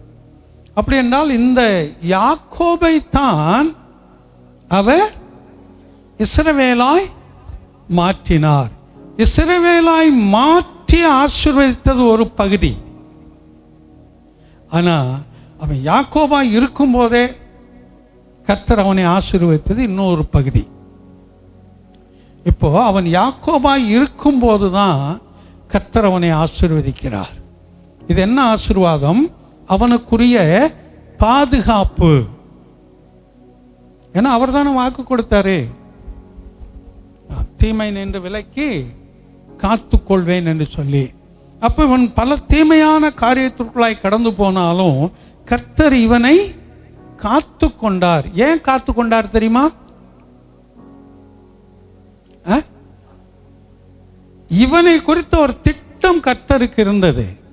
இவனை குறித்த திட்டம் கர்த்தருக்கு இருந்தது. இவன் எப்படிப்பட்ட எத்தன் என்று பார்த்தோம். முதலாவது தாயை ஏமாற்றினான். எப்படி ஏமாத்தினான்? தாயினுடைய வயிற்றுல இருந்து வெளியே வரும்போதே அண்ணன் குதிங்கால பிடிச்சிட்டு வெளியில வந்தவன். அப்படி அவன் ஏமாற்றினான். இரண்டாவது, அண்ணனை ஏமாற்றினான். ஆமா, வரும்போது கூட காய்ச்சி வச்சுக்கிட்டு, ஆமா, அவனுக்கு பசி அதிகமாக்கிட்டு. நீங்க இந்த சமையல் பண்ற வரைக்கும் பசி தெரியாது. வீட்டில் சமையல் பண்ணி முடிச்ச உடனே என்ன ஆகும் தெரியுமா? அதான் பழமொழி சொல்லுவாங்க, ஆக்க பொறுத்தது ஆற பொறுக்க கூடாதான்னு சொல்லுவாங்க பழமொழி. 1 மணி நேரம் 2 மணி நேரம் அதை சோறு ஆக்கிற வரைக்கும் பொறுத்து அமைதியாக உட்காந்துக்கிட்டு இருப்பாங்க. அது ஆணோ பெண்ணோ பிள்ளைகளோ பெற்றோரோ அதெல்லாம் வேறு, யாரோ ஒருவர். ஆனால் அது இறக்கி வச்ச உடனே தான் இவங்களால பொறுக்க முடியாது. இன்னும் ஆகலையா, இன்னும் ஆகலையா, இன்னும் ஆகலையா, சரி காயை போடு, சோறை போடு, குழம்பு போடு, ஊற்றி அள்ளி வாயில் அப்படிம்பாங்க. ஏன் தெரியுமா? அதே சூடா உள்ள போட்டுருவாங்க. சூடா உள்ள போட்டு அதங்க இருந்தாரும் அதுக்கப்புறம் போட்டுக்கிட்டு இருப்பாங்க. அதை அப்ப ஆக்க பொறுத்ததை ஆற பொறுக்கணும். இது பல காரியத்துக்கு ஒப்பாய் சொல்லப்பட்டது. எழுத்தின்படி படிய வைத்துக் கொள்ளலாம்.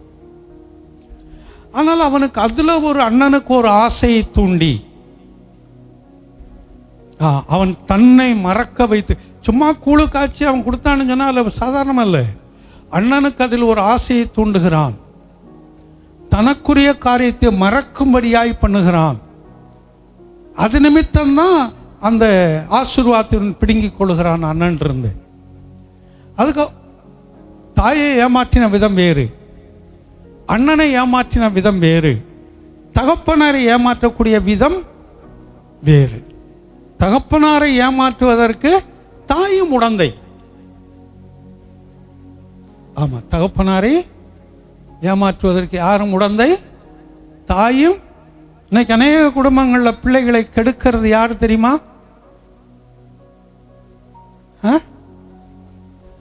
தாய். மறந்துடாத, பிள்ளைகளுடைய தவறான காரியம் தாய்க்கு தெரியும்,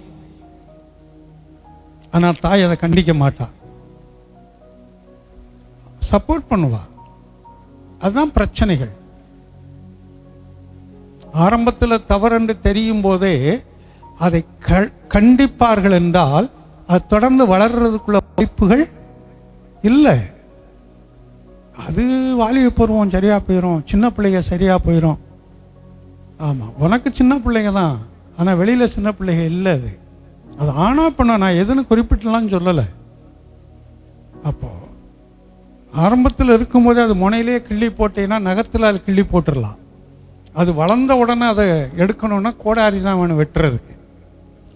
அப்போ அநேக இடங்களில் அது தகப்பன் பங்கு இல்லைன்னு கேட்காதீங்க. ஆமாம், 50% 75% பெண்கள்னா 50% ஆண்கள். மறந்துடாது, அப்படிதான் இருக்கும். அது தாய் சில வேளை கண்டிச்சா தகப்பன் என்ன சொல்லுவான் தெரியுமா? தவறான ஒரு காரியத்தை செய்யும்போது தாய் கண்டித்தால் தகப்பன் என்ன சொல்லுவான்?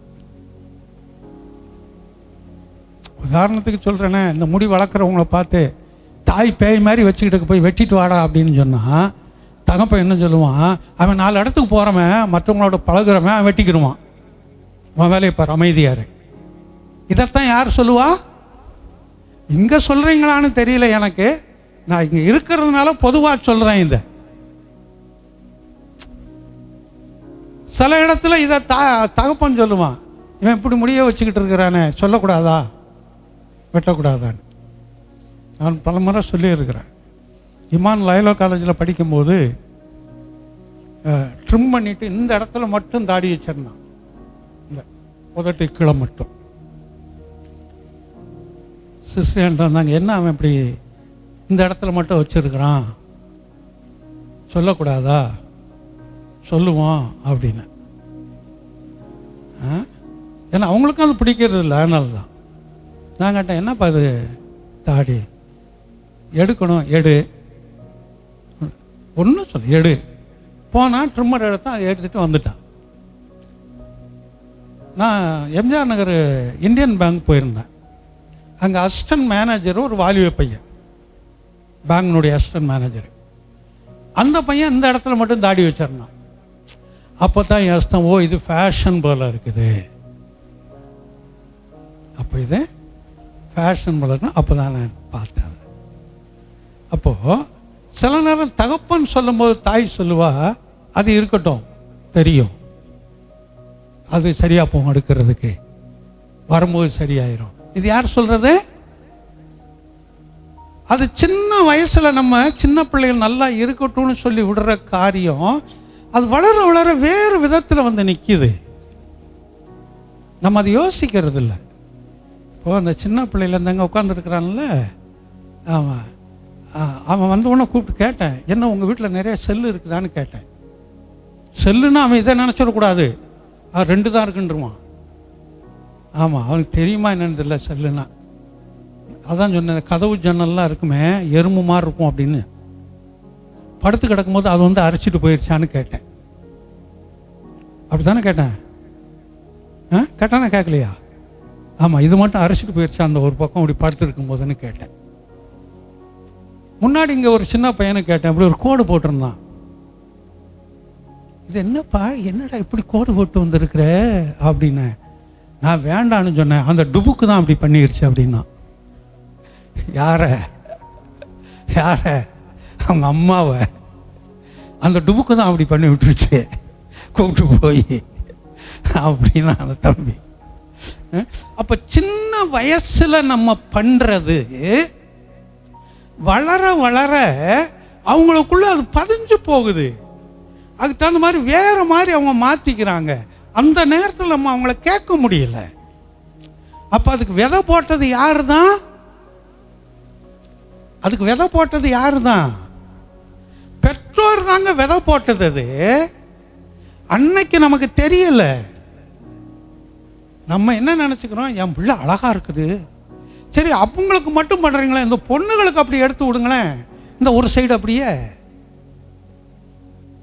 பசங்களுக்கு இழுத்து விடுறீங்கல்ல, பொண்ணுகளுக்கு இந்த பக்கம் இழுத்து விட்டா என்ன?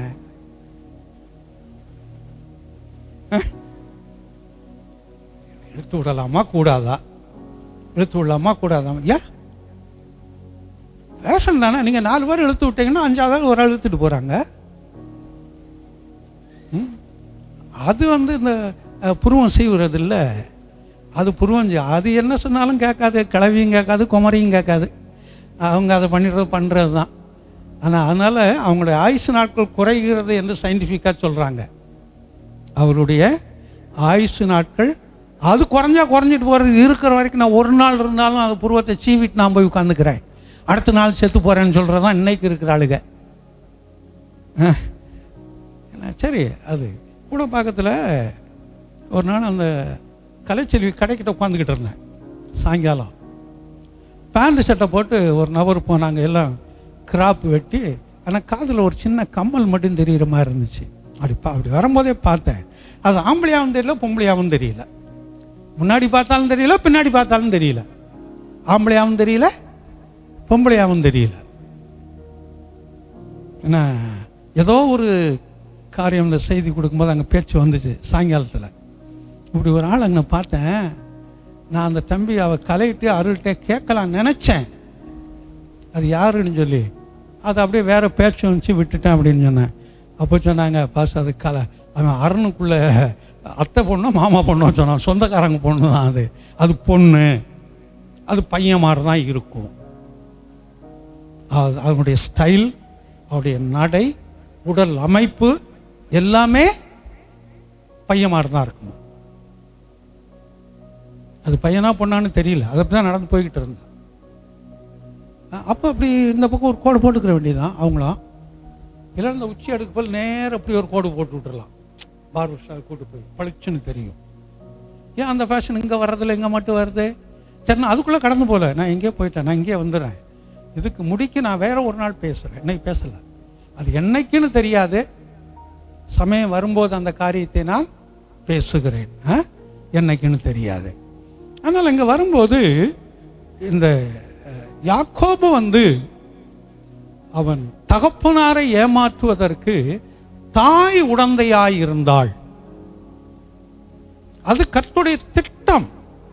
ஏன்னா ஏசாவை வெறுத்து யாக்கோபை சிநேகித்தேன் அப்படின்னு சொல்லி அவன் பிறக்கிறதுக்கு முன்னாடியே சொல்லி இருக்குது. அதனால அது தேவனுடைய திட்டம். அதனால தாயார் கிரியை செய்தார். ஆனால் இன்னைக்கு தேவனுடைய திட்டத்தின்படியெல்லாம் நம்ம செய்யறோமாங்கிறது இல்லை. இப்போ கடந்த வாரத்தில் வரும்போது எதை பார்த்து முடித்தோம்?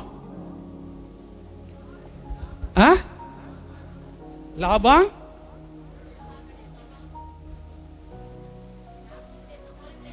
யாக்கோபுடைய சம்பளத்தில் இதெல்லாம் சொல்லி அடுத்த வாரம் வரும்போது பார்க்கலான்னு சொன்னேன்.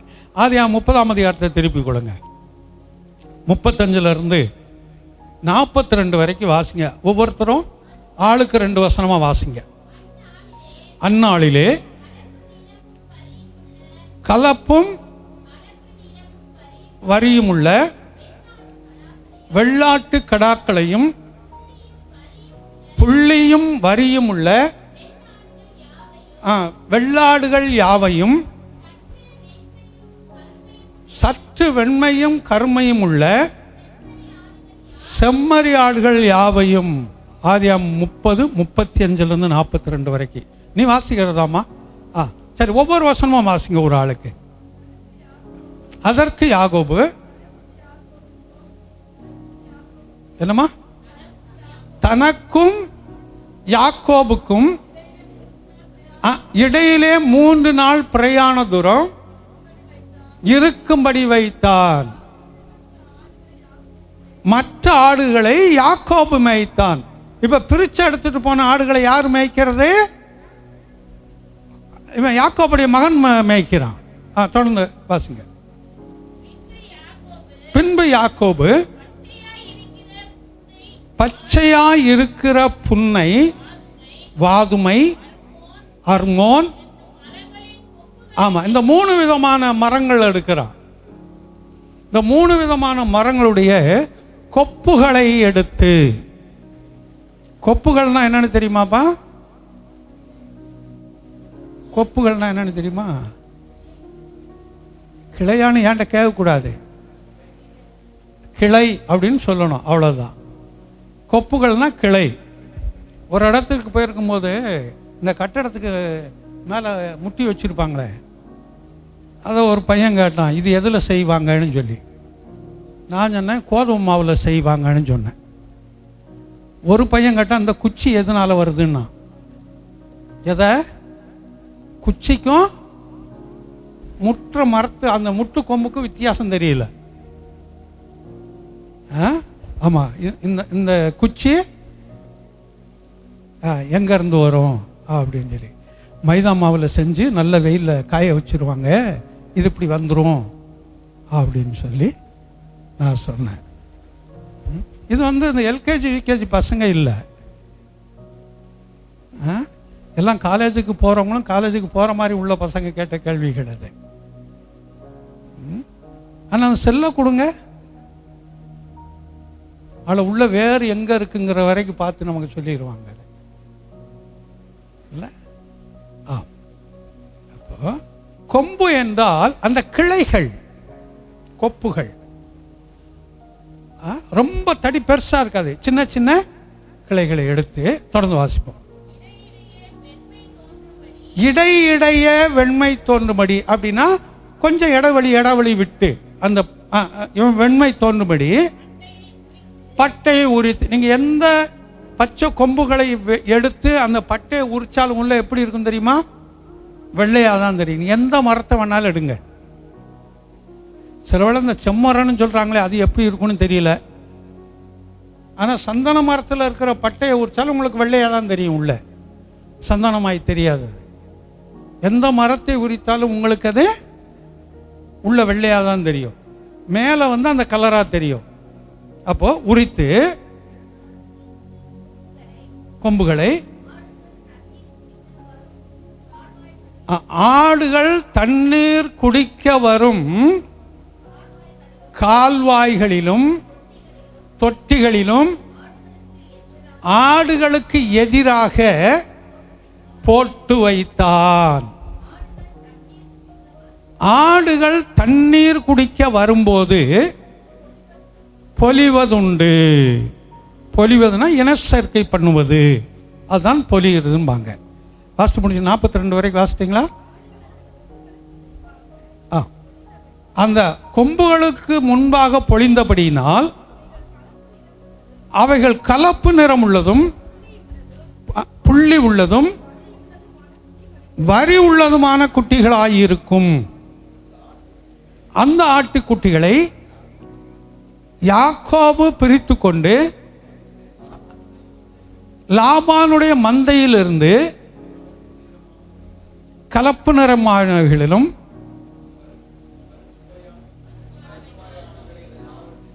எல்லாவற்றிலும் நிறுத்தி மந்தையில் சேர்க்காமல் தனிப்புறமாக ஒதுக்கி வைப்பான். பொழியும் போது அந்த கொப்புகளுக்கு எதிரே பொழியும்.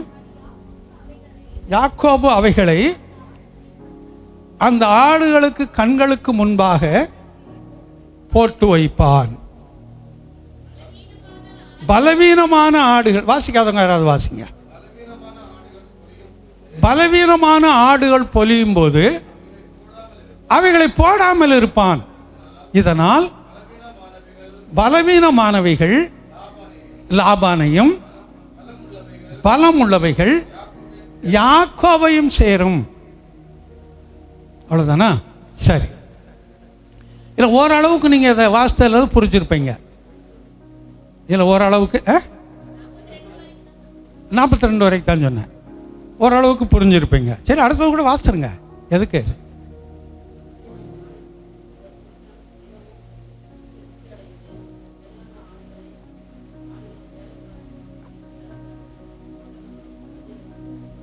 இப்படி விருத்தி அடைந்து அவனுடைய மிருக ஜீவன்கள் அதிகமாச்சுன்னு வாசிக்கிறோம். இவனுடைய திருட்டுத்தனம் எப்படி இருந்துச்சுங்கிறதான் இங்கே வெளிப்படுறது. அதுக்காகத்தான் இல்லையா? முதலாவது 3 விதமான கொப்புகளை எடுத்தார். என்னென்ன கொப்பு? புன்னை, வாதுமை, அர்மோன். இது 3 சரியா எனக்கு தெரியல என்னன்னு சொல்லி. அது இந்த வாதுமைன்னா இந்த இப்போ இருக்கிற இந்த வாது மரம்னு சொல்கிறாங்களா, அதான் இருக்கலாம். புன்ன மரம்னா அது புங்க மரமானு தெரியாது, இருக்கலாம். ஏன்னா அர்மோன் ஒரு மரம், 3 மரம் இருக்குது. இது 3 கலரில் இருக்கிற மரமாக இருக்கும்னு சொல்லி நான் யோசிக்கிறேன். 3 கலரில் இருக்கக்கூடிய மரங்களாக இருக்க வேண்டும். ஏன்னா தோல் வேறு வேறு கலரில் இருக்கிற மரங்கள் இருக்குது. இந்த பட்டைகள் சகப்பு பட்டை உள்ளது இருக்குது, பச்சை இருக்குது, கருப்பு கலரில் இருக்குது, மஞ்சள் கலர் கலந்தது இருக்குது. இப்படி பல கலர்களில் உள்ள மரங்கள்லாம் இருக்குது. அப்போ இது 3 விதமான கலராக இருக்கும் என்று நான் நினைக்கிறேன். ஏன் அப்படி இருக்கும் அப்படி நினைக்கிறேன்னு சொன்னால், முதலாவது வசனத்தில் என்ன, முதலாவது 35 என்ன வாசித்தோம்? அந்நாளிலே கருப்பு நிறம் 1, கலப்பு நிறமா? கலப்பு நிறம்னா எல்லாம் சேர்ந்தது. கலப்பு நிறம், வெள்ளாட்டு வரி, அதில் வரி 1 இருக்குது. வெள்ளாட்டு கடாக்களும் புள்ளியும் புள்ளியும் வரியும் உள்ள 1 கலப்பு நிறம் 1 இருக்குது, அது வரி வருது. அடுத்தது புள்ளியும் வரியும் இருக்குது. அப்போ கலப்பு நிறம்னு சொன்னால் அதில் பல கலர்கள் இணைஞ்சு இருக்கணும். ஆமாம், இப்போ சௌரி ரோசிலும் கட்டியிருக்கிற புடவை மாதிரி, கௌரி கட்டியிருக்கிற புடவை மாதிரி பல கலர்கள் அதில் இருக்கணும். எல்லா கலர்களும் அதில் இருக்கிற மாதிரி. இதுதான் இந்த கலப்பு அப்படின்னு சொல்கிறது. எல்லாம் கலந்ததில் இருக்கிறது. அப்போ எல்லா கலர்களும் அதில் இருக்குது. அதோடு என்ன இருக்குது? கோடும் இருக்குது. அப்போ இதில் பார்த்தீங்கன்னா அந்த 3 4 ஒன்று சேர்றது இல்லை, 3க்கு மேலே 4 சேரும். திரும்ப அதை வாசிங்க. ஆமாம், 1 கலப்பு நிறம். அது எத்தனை கலருங்கிறது கணக்கு இல்லை. அதோட அதில் வரினா கோடு, வரியும் இருக்குது 1. ரெண்டாவது புள்ளியும் வரியும். ஒரு புள்ளி இருக்குது, அது கோடா இருக்குது. வரியும் உள்ள வெள்ளாடுகள் யாவையும். அடுத்து பார்த்தீங்கன்னா சற்று வெண்மையும் கருமையும் உள்ள. அப்போ ஒரு அந்த ஆஃப் ஒயிட் நமக்கு தெரிஞ்ச மாதிரி சொல்லணும்னு சொன்னா இல்லையா, கொஞ்சம் வெள்ளை, அந்த ரேஷன் கடை அரிசி மாதிரி வச்சுக்கோங்களேன், கொஞ்சம் வெள்ளை, அதோடு கருப்பு.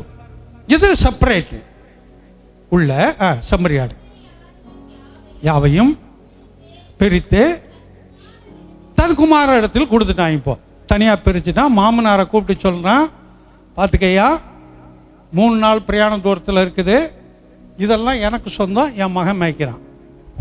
இதெல்லாம் உனக்கு சொந்தம், நான் மேய்க்கிறேன், நீ பார் என்று சொல்லி பிரித்து வைத்தான். இவன் இப்படியே மேய்ச்சிட்டு போக வேண்டியதானே. அவன் எவ்வளவு கில்லாடின்னு பாருங்க. ஏன்னா ஆடு மேய்க்கிறது அவனுடைய தொழில். அதனால அங்க இருந்ததான அந்த 3 விதமான கொப்புகளை எடுத்தான். அதை எடுத்து என்ன செய்யறான்? ஒரு குறிப்பிட்ட இடைவெளி விட்டு அவருடைய பட்டைகளை உரிக்கிறான். நமக்கு தெரிஞ்ச மாதிரி ஒரு 6 அடிக்குன்னு வைங்களேன், இல்லை ஒரு 3 இன்ச்சுக்குன்னு வைங்களேன். இடைவெளி விட்டு அந்த பட்டைகளை என்ன செய்கிறான்? உரிக்கிறான். அப்படி பட்டைகளை உரிக்கும் போது என்ன ஆகும்?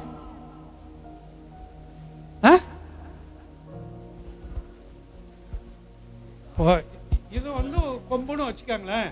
இந்த கொம்புல வட்டமா போட்டு அந்த ஒரு இடத்துல மட்டும் இதை எடுத்துட்டா இந்த இடம் என்னவா இருக்கும்? வெள்ளையா இருக்கும். மற்ற 2 பக்கமும் அந்த பட்டை என்ன கலரோ அதே கலர்ல இருக்கும். என்னப்ப இன்னும் உங்களுக்கு சொல்ற மாதிரி சொல்றேனே, இந்த வாட்ச் கட்டிட்டு போறவங்க, இந்த மோதிரம் போட்டு போறவங்க, வளையல் போட்டு போறவங்கெல்லாம் வெயில்ல போயிட்டு வந்து நீங்க அதை கழட்டி பாருங்க உங்க கைய. எது வெள்ளையா இருக்கும்? அப்படி சொல்லணும். கட்டின இடம் வெள்ளையா இருக்கும்னு சொல்லணும். வெள்ளையா இருக்கும்னா எது வெள்ளையா இருக்கும்னு சொல்லிடுறது கூட. அப்போ எல்லாம் வெள்ளையா இருக்கும்னு நினைச்சிடக்கூடாது. இல்லை, அந்த கட்டின இடம் மாத்திரம் எப்படி இருக்கும்? இந்த தடம் விழுந்துருக்கும். அப்படியே நம்ம என்ன சைஸில் மோதிரம் போட்டிருந்தோம், என்ன சைஸில் வாட்ச் கட்டிருந்தோம், இந்த தடம் அப்படியே அதில் இருக்கும். கொஞ்ச நேரத்தில் அது மாறிடும். அது வேறு. ரொம்ப நேரம் அது இருக்காது. சில மணிகள் அது மாறிடும். இது வரைக்கும் பார்க்கலாம், போய் பாருங்க. ஸ்கூலுக்கு போயிட்டு வந்து இது வரைக்கும் பார்க்கல இல்லை எல்லாம். ஆமாம், இன்னும் போய் பார்த்துக்கங்க. என்னப்பா? ஆமாம், இது மாதிரி அவன் அந்த 3 அந்த கொப்புகளையும் எடுத்து எல்லாத்திலும் என்ன செய்யறான்? அதை அந்த பட்டையை உரிச்சு, கொஞ்சம் விட்டு பட்டையை உரிச்சு, இதை அங்க இருக்கிற அந்த தொட்டிகள்லையும், அங்க போகக்கூடிய அந்த ஓடை, அந்த வாய்க்கால், அந்த ஆடுகளெல்லாம் வந்து அது ஒன்று ஒரு ஆடு 2 ஆடு இருக்காது. 100 ஆடு, 200 ஆடு, 500 ஆடு, 1000 ஆடு, இப்படி மொத்தமாக இருக்குங்க. அப்போ எவ்வளவு தொட்டி வேணும், எவ்வளோ பெரிய வாய்க்கால் வேணும் பாருங்க. அதுகளில் அது வந்து தண்ணி குடிக்கக்கூடிய இடத்துல தண்ணிக்குள்ளே போட்டுருவான். நான் இதை தண்ணிக்குள்ளே போட்டுருவான். நான் இதை அப்போ இந்த தண்ணி குடிக்கக்கூடிய ஆடுகள் எதை பார்த்துக்கிட்டே குடிக்கும்? அந்த கொம்பு தான் கண்ணுக்கு படும். என்ன இது வரைக்கும் சும்மா இருந்துச்சு, இப்போ ஒரு மாதிரி வெள்ளையும் கலரும், வெள்ளையும் பச்சையும், வெள்ளையும் சிகப்பும், வெள்ளையும் கருப்புமா தெரிஞ்சுக்கிட்டே இருக்குதே, அதை பார்த்துக்கிட்டு தான் அது குடிக்கும் தண்ணியை. தண்ணி குடிச்ச உடனே அதுக்கப்புறம் அந்த கொம்பை எடுத்துருவான். அந்த ஆடுகள் அந்த இடத்தில் இணைச்சேர்க்கை செய்யும் போது, அதான் பொலிகிறதுன்னு போட்டிருக்கிறது, இணைச்சேர்க்கை செய்யும் போது குட்டியெல்லாம் எப்படி பிறக்குமா? உள்ள எப்படி கொம்பு போட்டிருந்தானா அதே மாதிரி இந்த குட்டிகளை போடுமா. இது சயின்டிஃபிக்காக அதுக்கு எதுவும் காரணம் இருக்கணும், நமக்கு தெரியல. அது சயின்டிஃபிக்காக அதுக்கு எதாவது காரணம் இருக்கணும். பழைய நாள் அந்த கிராமத்தில் சொல்லுவாங்க, ரொம்ப சேட்டை பண்ணுற பசங்க ஏதாவது இருந்தால் அவனை பார்த்து சொல்லுவாங்க, இவங்க அப்பன் கோமணத்தை வைக்கும்போது குரங்க பார்த்துட்டான் போல இருக்கும்பாங்க. பழைய நாள் அது சாதாரண கிராமத்தில் சொல்கிற வார்த்தை இது. என்ன அப்போ இதுல இருந்து அது வந்துச்சா என்னன்னு தெரியல அப்படி பேசுறது. ஆமா, அந்த இனச்சேர்க்கை செய்யும் போது அந்த இதுகளை போட்டு வைப்பான். இனச்சேர்க்கை முடிஞ்சவொடனே எடுத்துடுவான். அப்ப அது போடுறதெல்லாம் எப்படி போடுமா? கலப்பு நிறம் உள்ளதும் புள்ளி உள்ளதுமா போடும். ஆமா, செம்மறி ஆடுகள் குடிக்க வரும்போது வேற மாதிரி போடுவான். அதுக்கு தனியாக பிரித்து வச்சிருக்கான்ல, ஏன்னா அதுக்கு கலருக்கு தகுந்த மாதிரி. இதுலேயும் அவன் ஏமாத்துற விதத்தை பார்த்தீங்கன்னா, பலசாலியாய் இருக்கக்கூடியதான ஆடுகள் வரும்போதெல்லாம், பலசாலியான ஆடுகள் வரும்போதெல்லாம் இதை போடுவானா. நல்ல கடா வரும்போது, நல்ல திடகாத்திரமாக இருக்கும்போது இதை போடுவான். அது இனச்சேர்க்கை செய்யும்போது அதே கலரில் குட்டியை போடும். சரி, நோஞ்சான் வருது, நோஞ்சான் வரும்போது அதை எடுத்துருவானா. அவன் கிரிமினல் மூளையை பாருங்க, அர்த்தம் வாசிக்கிறான். பலவீனமானவைகள் வரும்போது, நோஞ்சான் ஆடுகள் வரும்போது அந்த உள்ள அவைகளை எடுத்துருவானா. அப்போ இது நார்மலா இணைச்சேர்க்கை செய்யும், நார்மலான குட்டிகளை போடும். அது நோஞ்சானா நோஞ்சான் தான் போடும், நோஞ்சான மாதிரி தான் போடும். இப்படி இவன் போட்டு என்ன செய்வான்னு சொன்னால், இப்போ புள்ளி உள்ளதெல்லாம் தனியாக பிரித்து வச்சு தான் மாவன்ட்ட கொடுத்து அனுப்பிச்சுடான்னு எடுத்துகிட்டு போனேன். மாமனார் வந்து பார்ப்பான், ஒரு புள்ளியும் இல்லை, எல்லாம் நோஞ்சானா இருக்குதே அப்படின்னு. நோஞ்சானா இருக்குது. ஆனால் மாமன் கில்லாடி அவன் சொல்லுவான், சரி இப்போ வந்து இனி புள்ளி போடுறதெல்லாம் எனக்கு, புள்ளி வச்சதெல்லாம் எனக்கு, கோடு போட்டதெல்லாம் எனக்கு, சும்மா இருக்கிறதெல்லாம் உனக்கு. சரி மாமா வச்சுக்கலாம், அப்படியே நீ சொன்ன மாதிரியே வச்சுக்கலாம் அப்படின்ட்டு அந்த நல்ல திடகாத்திரமாக இருக்க ஆடுகள் வரும்போது அந்த கொம்பை எடுத்துருவானா. பைபிள் நீங்கள் தொடர்ந்து வாசித்து பாருங்க வீட்டில் போய். திடகாத்திரமான ஆடுகள் வரும்போது, பொலிய வரும்போது உள்ள போட்ட கொம்புகளெல்லாம் எடுத்துருவோம். இப்போ சாதாரண தண்ணி அதை குடிக்கும்போது சாதாரண குட்டிகளை போடுது. இந்த நோஞ்சா ஆடுக வரும்போது இந்த கொம்பை உள்ள போடுவானா, கொம்புகளை உள்ள போடுவானா. இப்போ அது எப்படி போடும்? கலப்பு நேரத்தில் போடும், புள்ளி போடும், கோடு போடும். ஆனால் ஆடை பார்த்தா எப்படி இருக்கும்? நோஞ்சானா இருக்கும். இப்போ இதெல்லாம் யாருக்கு சொந்தம்? மாமனாருக்கு சொந்தம். அந்த திடகாத்திரமெல்லாம் இவனுக்கு சொந்தம். அப்போ அவனுடைய அந்த அந்த கிரிமினல் வேலை எவ்வளவு தூரம் இருந்திருக்குன்னு பாருங்க. இதுல கர்த்தருடைய கரம் அவனோடு இருந்தது. கர்த்தருடைய கரம் அவனோடு, ஏன்னா இவனை குறித்த ஒரு திட்டத்தை அவர் வைத்திருந்தார். அதை நிறைவேற்றுறதுக்காக இவன் செய்ததெல்லாம் தேவன் சகிச்சுக்கிட்டு இருந்தாரு. உன்னை குறித்து ஒரு நோக்கம் வச்சுட்டேன்டா, என்ன பண்றது? ஆமா, என்னைக்கு இழுக்கணுமா அன்னைக்கு இழுக்கிறேன், அது வரைக்கும் நீ போ, அது வரைக்கும் நீ ஓடு, அது வரைக்கும் பாரு அப்படின்னு சொல்லி ஒரு திட்டத்தை வைத்திருந்தார். அதனால அதை அனுமதித்தார் அவர். அதனால அவர் அனுமதித்தார் அதற்கெல்லாம். இப்படி எத்தனை முறை சம்பளத்தை மாத்தினானா? 10 முறை. 10 முறை மாமனார் வந்து சம்பளத்தை மாத்திருக்கான். சும்மா 1 முறை 2 முறை இல்லை, 10னா அர்த்தம் என்ன? 10 என்றால் அர்த்தம் என்ன? உபத்திரவம். வேதத்தின்படி 10 என்றால் உபத்திரவம். அப்போ அவன் அவ்வளவு உபத்திரப்படுத்தி இருக்கிறான். அதெல்லாம் அவன் சகிச்சுக்கிட்டு தான் இருந்திருக்கிறான். அதெல்லாம் அவன் சகிச்சுக்கிட்டு தான் இருந்திருக்கிறான். ஏன்னா எனக்கு சொத்து சம்பாதிக்கணும், நீ என்ன உபத்திரம் கொடுத்தாலும் சரி நான் பார்த்துக்கிறேன். அதை எனக்கா வேலை தெரியாது, எனக்கா டெக்னிக் தெரியாது, நீ என்ன பண்ணாலும் சரி நான் அதை ஒரு கை பார்த்துக்கிறேன், விட்டு நீ பண்ணு மாமா, பண்ணு மாமா, பண்ணு மாமா, நான் பார்த்துக்கிறேன். ஆமாம், எனக்கு தெரியாதா நீ பண்ணிடுவ அப்படின்னு அவன் சொல்லிக்கிட்டு இருக்கிறாங்க உட்காந்து. 10 முறையும் அவன் என்ன சொல்கிறான்னா, புள்ளி போட்ட ஆடுகள்லாம் உனக்கு பான்னு சொல்லிட்டான்னு சொன்னால் கொம்பத்திக்குள்ளே போடுவான். வெட்டி வச்சிருக்கிறத புள்ளி போட்டாலாம் எனக்குன்னு சொன்னால் அதை எடுத்துக்கிறோமா, அவ்வளோதான். இது ஒரு முறை எடுத்துட்டு போட்டு விட்டாலும் பரவாயில்லை. திடகாத்திரமான ஆடுகள் வரும்போது அதை போடுறான், நோஞ்சா ஆடு வரும்போது எடுத்துடுறான். சில நேரம் நோஞ்சா ஆடுகள் வரும்போது போடுறான், திடகாத்திரமாய் வரும்போது போடுகிறான். இப்படியே இவனை காட்டிலும் அதிகமான சொத்துக்கள் அவனுக்கு போய் சேர்ந்தது. எவ்வளவு மாய்மாலத்தில் இருக்கும்போது கூட கர்த்தர் அவனை என்ன செய்யல, கைவிடலை. இவ்வளவு தூரம் ஏமாத்துறிய, இவ்வளவு தூரம் என்ன நீ கொள்ளையடிக்கிறிய அப்படின்னு சொல்லி. இன்னொரு விதத்தில் அவன் அதை பெரிதாய் கண்டுகொள்ளாமல் போனதுக்கு மாமனார் காரணம் என்னன்னு சொன்னா, இவன் வந்தது நிமித்தம் அவனை அதிகமாக ஆசீர்வதிக்கிறார். அவனே சொல்றான், அதை உன் நிமித்தம் உன் தேவன் என்னை அதிகமாய் ஆசீர்வதித்திருக்கிறாருன்னு சொல்றான். அதனால அதிகமான ஆசீர்வாதம் அவனுக்கு அங்கே இருந்ததுனால இப்படி போறது ஒன்றும் அவனுக்கு அது பெருசா தெரியல.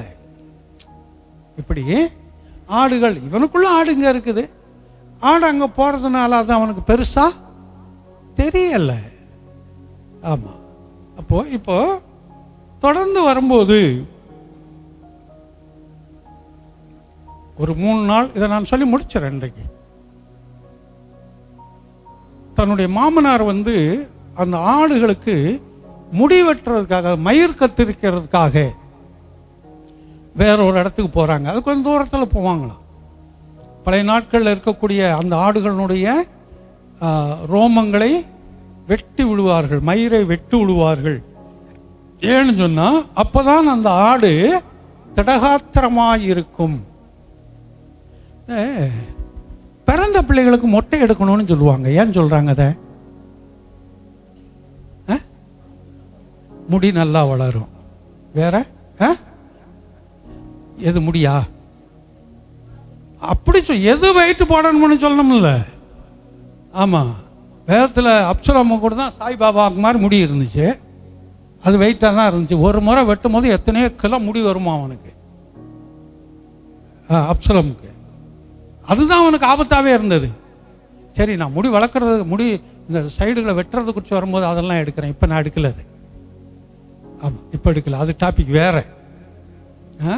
அப்போ அந்த முடியை எடுக்கிறது, முடியை வெட்டுறது காரணம் என்ன? உடம்பு. அப்போதான் பிள்ளை உடம்பு வைக்கும், எல்லாம் சவல பிள்ளையாகவே இருக்கும்பாங்க.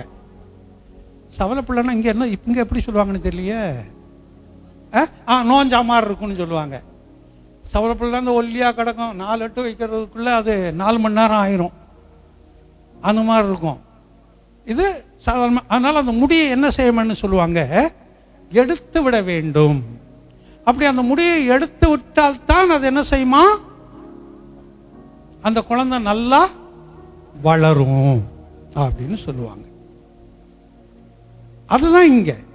அது 2 விதத்தில் லாபமாக இருக்கும். ஒன்று, அடுத்து அந்த ஆடுகள் நல்ல செழுமையாய் வளருவதற்குரிய ஒரு வழி கிடைக்கும். இன்னொன்று, இந்த ஆட்டு தோல் அவர்களுக்கு விற்பனைக்கு பயன்படும்.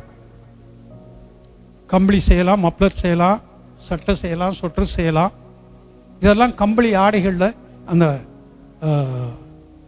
ஆட்டு அந்த முடியிலிருந்து வரக்கூடியது தான் இந்த உள்ளன்கள் எல்லாமே. அதனால் இதுக்காக அவன் போயிட்டான். இதை பார்த்த உடனே யாக்கோபு சொல்கிறான், மனைவி 2 பேரையும் கூப்பிட்டு, அம்மா உங்க அப்பா முகம் நேற்று முந்தா நாள் இருந்த மாதிரி இன்னைக்கு இல்லை. அவர் ரொம்ப கோபமா இருக்கிறாரு. கோபம் மாத்திரல, ரொம்ப பொறாம பிடிச்ச மாதிரி இருக்கிறாரு. அதனால வா நம்ம வீட்டுக்கு போயிடலாம். அவங்க 2 பேரும் சரின்னு சொன்னாங்க. 2 பேரும் சரின்னு சொன்னாங்க. இதுதான் வேதத்தில் வரும்போது இந்த குடும்பத்தை குறித்து அது தேவனுடைய ரகசியம்னு சொல்லி இருக்கும். தேவனுடைய ரகசியம். சபைக்கும் தேவனுக்கும் உள்ள உறவு போல புருஷனுக்கும் மனைவிக்குள்ள ஒரு அந்த உறவு என்ன சொல்லி இருக்கும்? அது தேவ ரகசியம். ஆமாம், அது 20 வயசு 25 வயசு ஒரு இடத்துல வளர்ந்துருக்கும். ஆமாம், இது ஒரு இடத்துல வளர்ந்துருக்கும். இது அதுன்னு சொல்கிறேன்னு சொன்னால் இவன் பையன் இது பொண்ணு ஏதோ ஒன்று. பையன் 20 வயசு 25 வயசு வீட்டில் வளர்ந்துருப்பான். இந்த பொண்ணு 20 வயசு 25 வயசு வரைக்கும் வளர்ந்துருப்பா.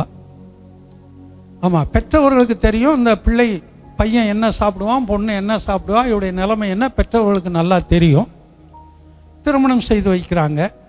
அது கூப்பிட்டு ஓடுறாங்களோ, தெரிஞ்சு செய்கிறாங்களோ, தெரியாமல் செய்கிறாங்களோ, திருமணம் செய்து வைக்கிறாங்க. திருமணம் செஞ்சு அன்னைக்கு ராத்திரி பார்த்தா அன்னைக்கே சொல்லுவாங்க, என் வீட்டுக்காருக்கு இதெல்லாம் பிடிக்காது. அன்னைக்கே சொல்லுவாங்க. 2 நாள் தாண்டிட்டுனா என் வீட்டுக்காருக்கு இதெல்லாம் ஆகாது, இதுதான் பிடிக்கும். சரி வீட்டுக்கு வரையா? இல்லை நான் வரல, நான் இங்கே இருந்துக்கிறேன், நீ போ. இது எப்படி நடக்குது? அதுதான் அந்த தேவ ரகசியம் என்று போட்டிருக்குதுங்க. தேவனுடைய 20 வருஷம் 25 வருஷம் ஒன்றாய் வந்து ஒன்றாய் படுத்து ஒன்றாய் புரண்டு எந்திரித்த ஒரு குடும்பத்திலிருந்து அந்த போன அந்த திருமணம் என்ற பந்தத்திற்குள்ளாய் வந்த உடனே தானாய் அப்படியே ஒதுங்கி விடுகிறார்கள். அது ஆண் ஒதுங்குறானோ பெண்ணு ஒதுங்குறானோ அதெல்லாம் வேறு. ஆனால் அப்படியே என்ன செய்கிறாங்க? ஒதுங்கிடுறாங்க. இது தேவனுடைய ரகசியம்னு வேதம் சொல்லுது நமக்கு. ஏன்னா இப்போ அவன் சொல்கிறான், அவன் சொல்கிறான், சரி வாங்க போகலாம். என்ன செய்கிறாங்க? வந்துடுறாங்க. இப்போ வெகு தூரம் வந்துட்டாங்க. வந்த உடனே மாமனார் அங்கே வாரான், ஆளை காணும்.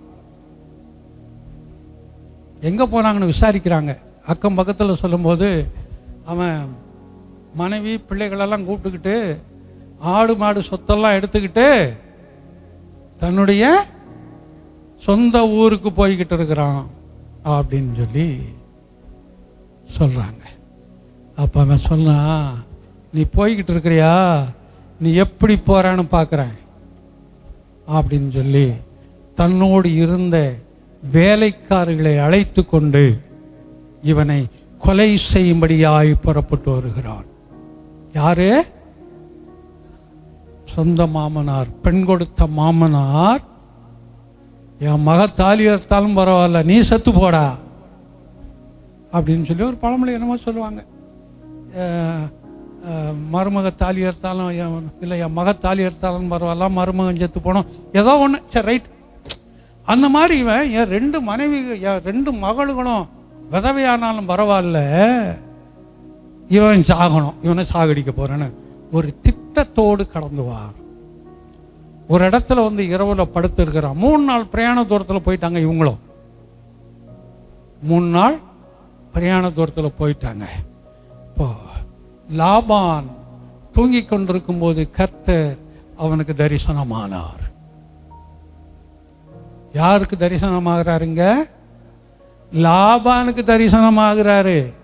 லாபானுக்கு இந்த தேவனை குறித்து தெரியாது. யாக்கோபின் தேவன் மட்டும்தான் அவனுக்கு தெரியும். நீ வந்தது நிமித்தம் தேவன் என்னை ஆசீர்வதித்தாருங்கிறது மட்டும்தான் தெரியும். அவனுக்கு தரிசனமாகி சொல்றாரு, நீ போ, நன்மையே அன்றி தீமை ஒன்றும் அவனிடத்தில். இவன் இவன் இவன் எதுக்காக போறான்? கொலை செய்யறதுக்காக போறான். ஆனா அங்க என்ன சொல்றாரு? தீமை செய்யறதா, தீமை பேசுறதா? தீமை செய்யறது. அப்ப இங்க என்ன சொல்லியிருக்கணும்? தீமை செய்யாதபடின்னு சொல்லியிருக்கணும். அங்க என்ன சொல்றாரு? தீமை பேசாதபடி. ஏன் அந்த வார்த்தையை சொல்லணும்? உன் வாயிலிருந்து வார்த்தை கூட அவங்களுக்கு விரோதமாக வர வேண்டாம். தீமை செய்கிறத காரணம் இது எவ்வளோ மோசம்னு பாருங்க. அப்போ உன் வாயிலிருந்து ஒரு வார்த்தை கூட வர வேண்டாம் அவங்களுக்கு விரோதமா. அதில் நீ மிகவும் எச்சரிக்கையாயிரு என்று அவனை அங்கே தேவன் எச்சரித்தார். அந்த எச்சரிப்பின் சத்தத்தை கேட்டவனாய் கடந்து வருகிறான். கேட்டவனாய் கடந்து வந்து என்ன நடந்துச்சுங்கிறத அடுத்த வாரத்தில் பார்க்கலாம். அப்போ பலவிதமான அந்த தீமைகள் செஞ்ச போதும் கர்த்தர் அவனை கைவிடலை. எவ்வளவு மாய்மாலம் பண்ணின போதும் தேவனை அவனை கைவிடாதபடி இவனை கொலை செய்ய வேண்டும் என்று வரக்கூடியவன் உள்ளத்தில் அங்க பேசுறாரு. அவனுக்கு போய் நீ தப்பு செய்யாத. அது இவனுக்கு தெரியாது, யாக்கோபுக்கு தெரியாது. அநேக நேரம் நம்முடைய வாழ்க்கையில் அதுதான். நமக்கு விரோதமாக யாராவது எழும்பலாம், ஊழியத்துக்கு விரோதமாக எழும்பலாம், குடும்பத்துக்கு விரோதமாக எழும்பலாம், சரீரத்துக்கு விரோதமாக எழும்பலாம், படிப்புக்கு விரோதமாக எழும்பலாம், தொழிலுக்கு விரோதமாக எழும்பலாம். ஆனால் நமக்கு தெரியாது. ஆமாம், யார் எழும்புகிறார்களோ நம்மை குறித்து ஒரு பயத்தை அங்கே போட்டிருப்பார். நம்மை குறித்து அவர்களோடு ஆவியானவர் ஏதோ ஒரு விதத்திலே அவர்களோடு பேச இருப்பார். அது நமக்கு தெரியாது. நம்ம சொல்லுவோம், என்ன இதை பண்ணிடுறேன் அதை பண்ணிடுறேன்னுலாம் சொன்னாங்க. ஆமாம், இன்னும் ஒன்றும் நடக்கலைங்க. ஏன் நடக்கலை தெரியுமா? நம்மை குறித்து தான் ஒரு பயத்தை கர்த்தர் அங்கே அவர்களுக்கு போட்டிருப்பார். அதனால அவங்களுக்குள்ளாயது ஒன்றும் கிரியை செய்யாமல் போயிருக்கும். நம்மையும் கர்த்தர் என்ன செய்கிறவரில்லை, தீமைக்கு அனுமதிக்கிறதில்லை, தீமையிலிருந்து காப்பாற்றக்கூடியவர். இந்த வருஷத்துடைய வாக்குத்தத்தத்தின்படி தீங்கிலிருந்து நம்மை விடுவிக்கக்கூடியவர். நிச்சயமாகவே நம்மை விடுவிப்பார். அந்த நிச்சயம் நமக்குள்ள கடந்து வரட்டும். அப்படியே கண்களை மூடுவோம், கர்த்தர் நோக்கி பார்ப்போம். இந்த நாளில் பார்த்த இந்த வேத வசனங்களை கர்த்தர் தொடர்ந்து நமக்கு ஆசீர்வதித்து கொடுக்க முடியும். நாமெல்லாம் வாய்களை திறந்து கர்த்தரை ஸ்தோத்தரிப்போம். யாக்கோபு பல விதங்கள்ல தன் மாமனாரை ஏமாற்றினான். சொத்து அதிகமாக சேர்ந்தது. ஊரை விட்டு வெளியிலே போக வேண்டும் நினைக்கிறான். மனைவி பிள்ளைகளோடு தன்னுடைய ஊருக்கு புறப்பட்டு வந்து கொண்டிருக்கிறான். தான் சொந்த தேசத்திற்கு வந்து கொண்டிருக்கிறான். மாமனார் கொலை வெறியோடு வந்து கொண்டிருக்கிறான். பயங்கர ஒரு கொலை வெறியும் வேகத்தோடு வந்து கொண்டிருக்கிறான். ஆனா இவன் வந்த வேகத்திற்கு அவனை கொலை செய்து விடுவான் என்று தெரிந்துதான் தேவன் வரும் வழியிலேயே அவனுக்கு தடை செய்தார். அவன்கிட்ட போய் நன்மையே அன்றி தீமையான ஒரு காரியத்தை நீ பேசாதே என்று சொல்லி அவனுக்கு எச்சரித்து அனுப்புகிறார். அவனும் அந்த வார்த்தைக்கு பயந்தான், கட்டுப்பட்டான். தேவனை அறியாதவனாயிருந்தாலும் யாக்கோபுடைய தேவனாய் இருக்கிறாரே, யாக்கோபு வந்ததுனால தானே நாம் ஆசீர்வதிக்கப்பட்டோம். அப்ப அந்த தேவன் தான் நம்மோடு பேசுகிறார் என்று அந்த நம்பிக்கையோடு அவன் ஏற்றுக்கொண்டான். 2 குடும்பமும் ஆசீர்வதிக்கப்பட்டது. பின்னால் வரும்போது தீமையிலிருந்து யாக்கோபை காத்து கொண்டவர் நம்மையும் காத்துக்கொள்ள போதுமானவராய் இருக்கிறார். நமக்கு விரோதமாய் வந்த பிரச்சனையோ போராட்டங்களோ, நமக்கு விரோதமாய் மனிதர்களுடைய சூழ்ச்சிகளோ, எல்லாவற்றிற்கும் அவர்கள் உள்ளத்தில் ஒரு பயத்தை போடுவார். அது நடக்கும். அந்த நிச்சயத்தோடு எல்லா கரங்களை உயர்த்தி கர்த்தரை ஸ்தோத்தரிப்போம். நம்முடைய கர்த்தராகிய இயேசு கிறிஸ்துவின் கிருபையும் பிதாவாகிய தேவனுடைய அன்பும் பரிசுத்த ஆவியானுடைய ஆலோசனை வழிநடத்தலும் சமாதானமும் நம் அனைவரோடும் கூட வர தடப்பட்ட கர்த்தருடைய பிள்ளைகளோடு கூட இன்றும் என்றும் சதா காலங்கள் நிலைத்திருப்பதாக. ஆமேன். என் ஆத்துமாவே கர்த்தரை ஸ்தோத்தரி, என் முழு உள்ளமே பரிசுத்த நாமத்தை ஸ்தோத்தரி. என் ஆத்துமாவே கர்த்தரை ஸ்தோத்தரி, அவர் செய்த சகல உபகாரங்களை மறவாதே. ஆமேன். அல்லேலூயா. எல்லாருக்கும் ஸ்தோத்திரம். எல்லா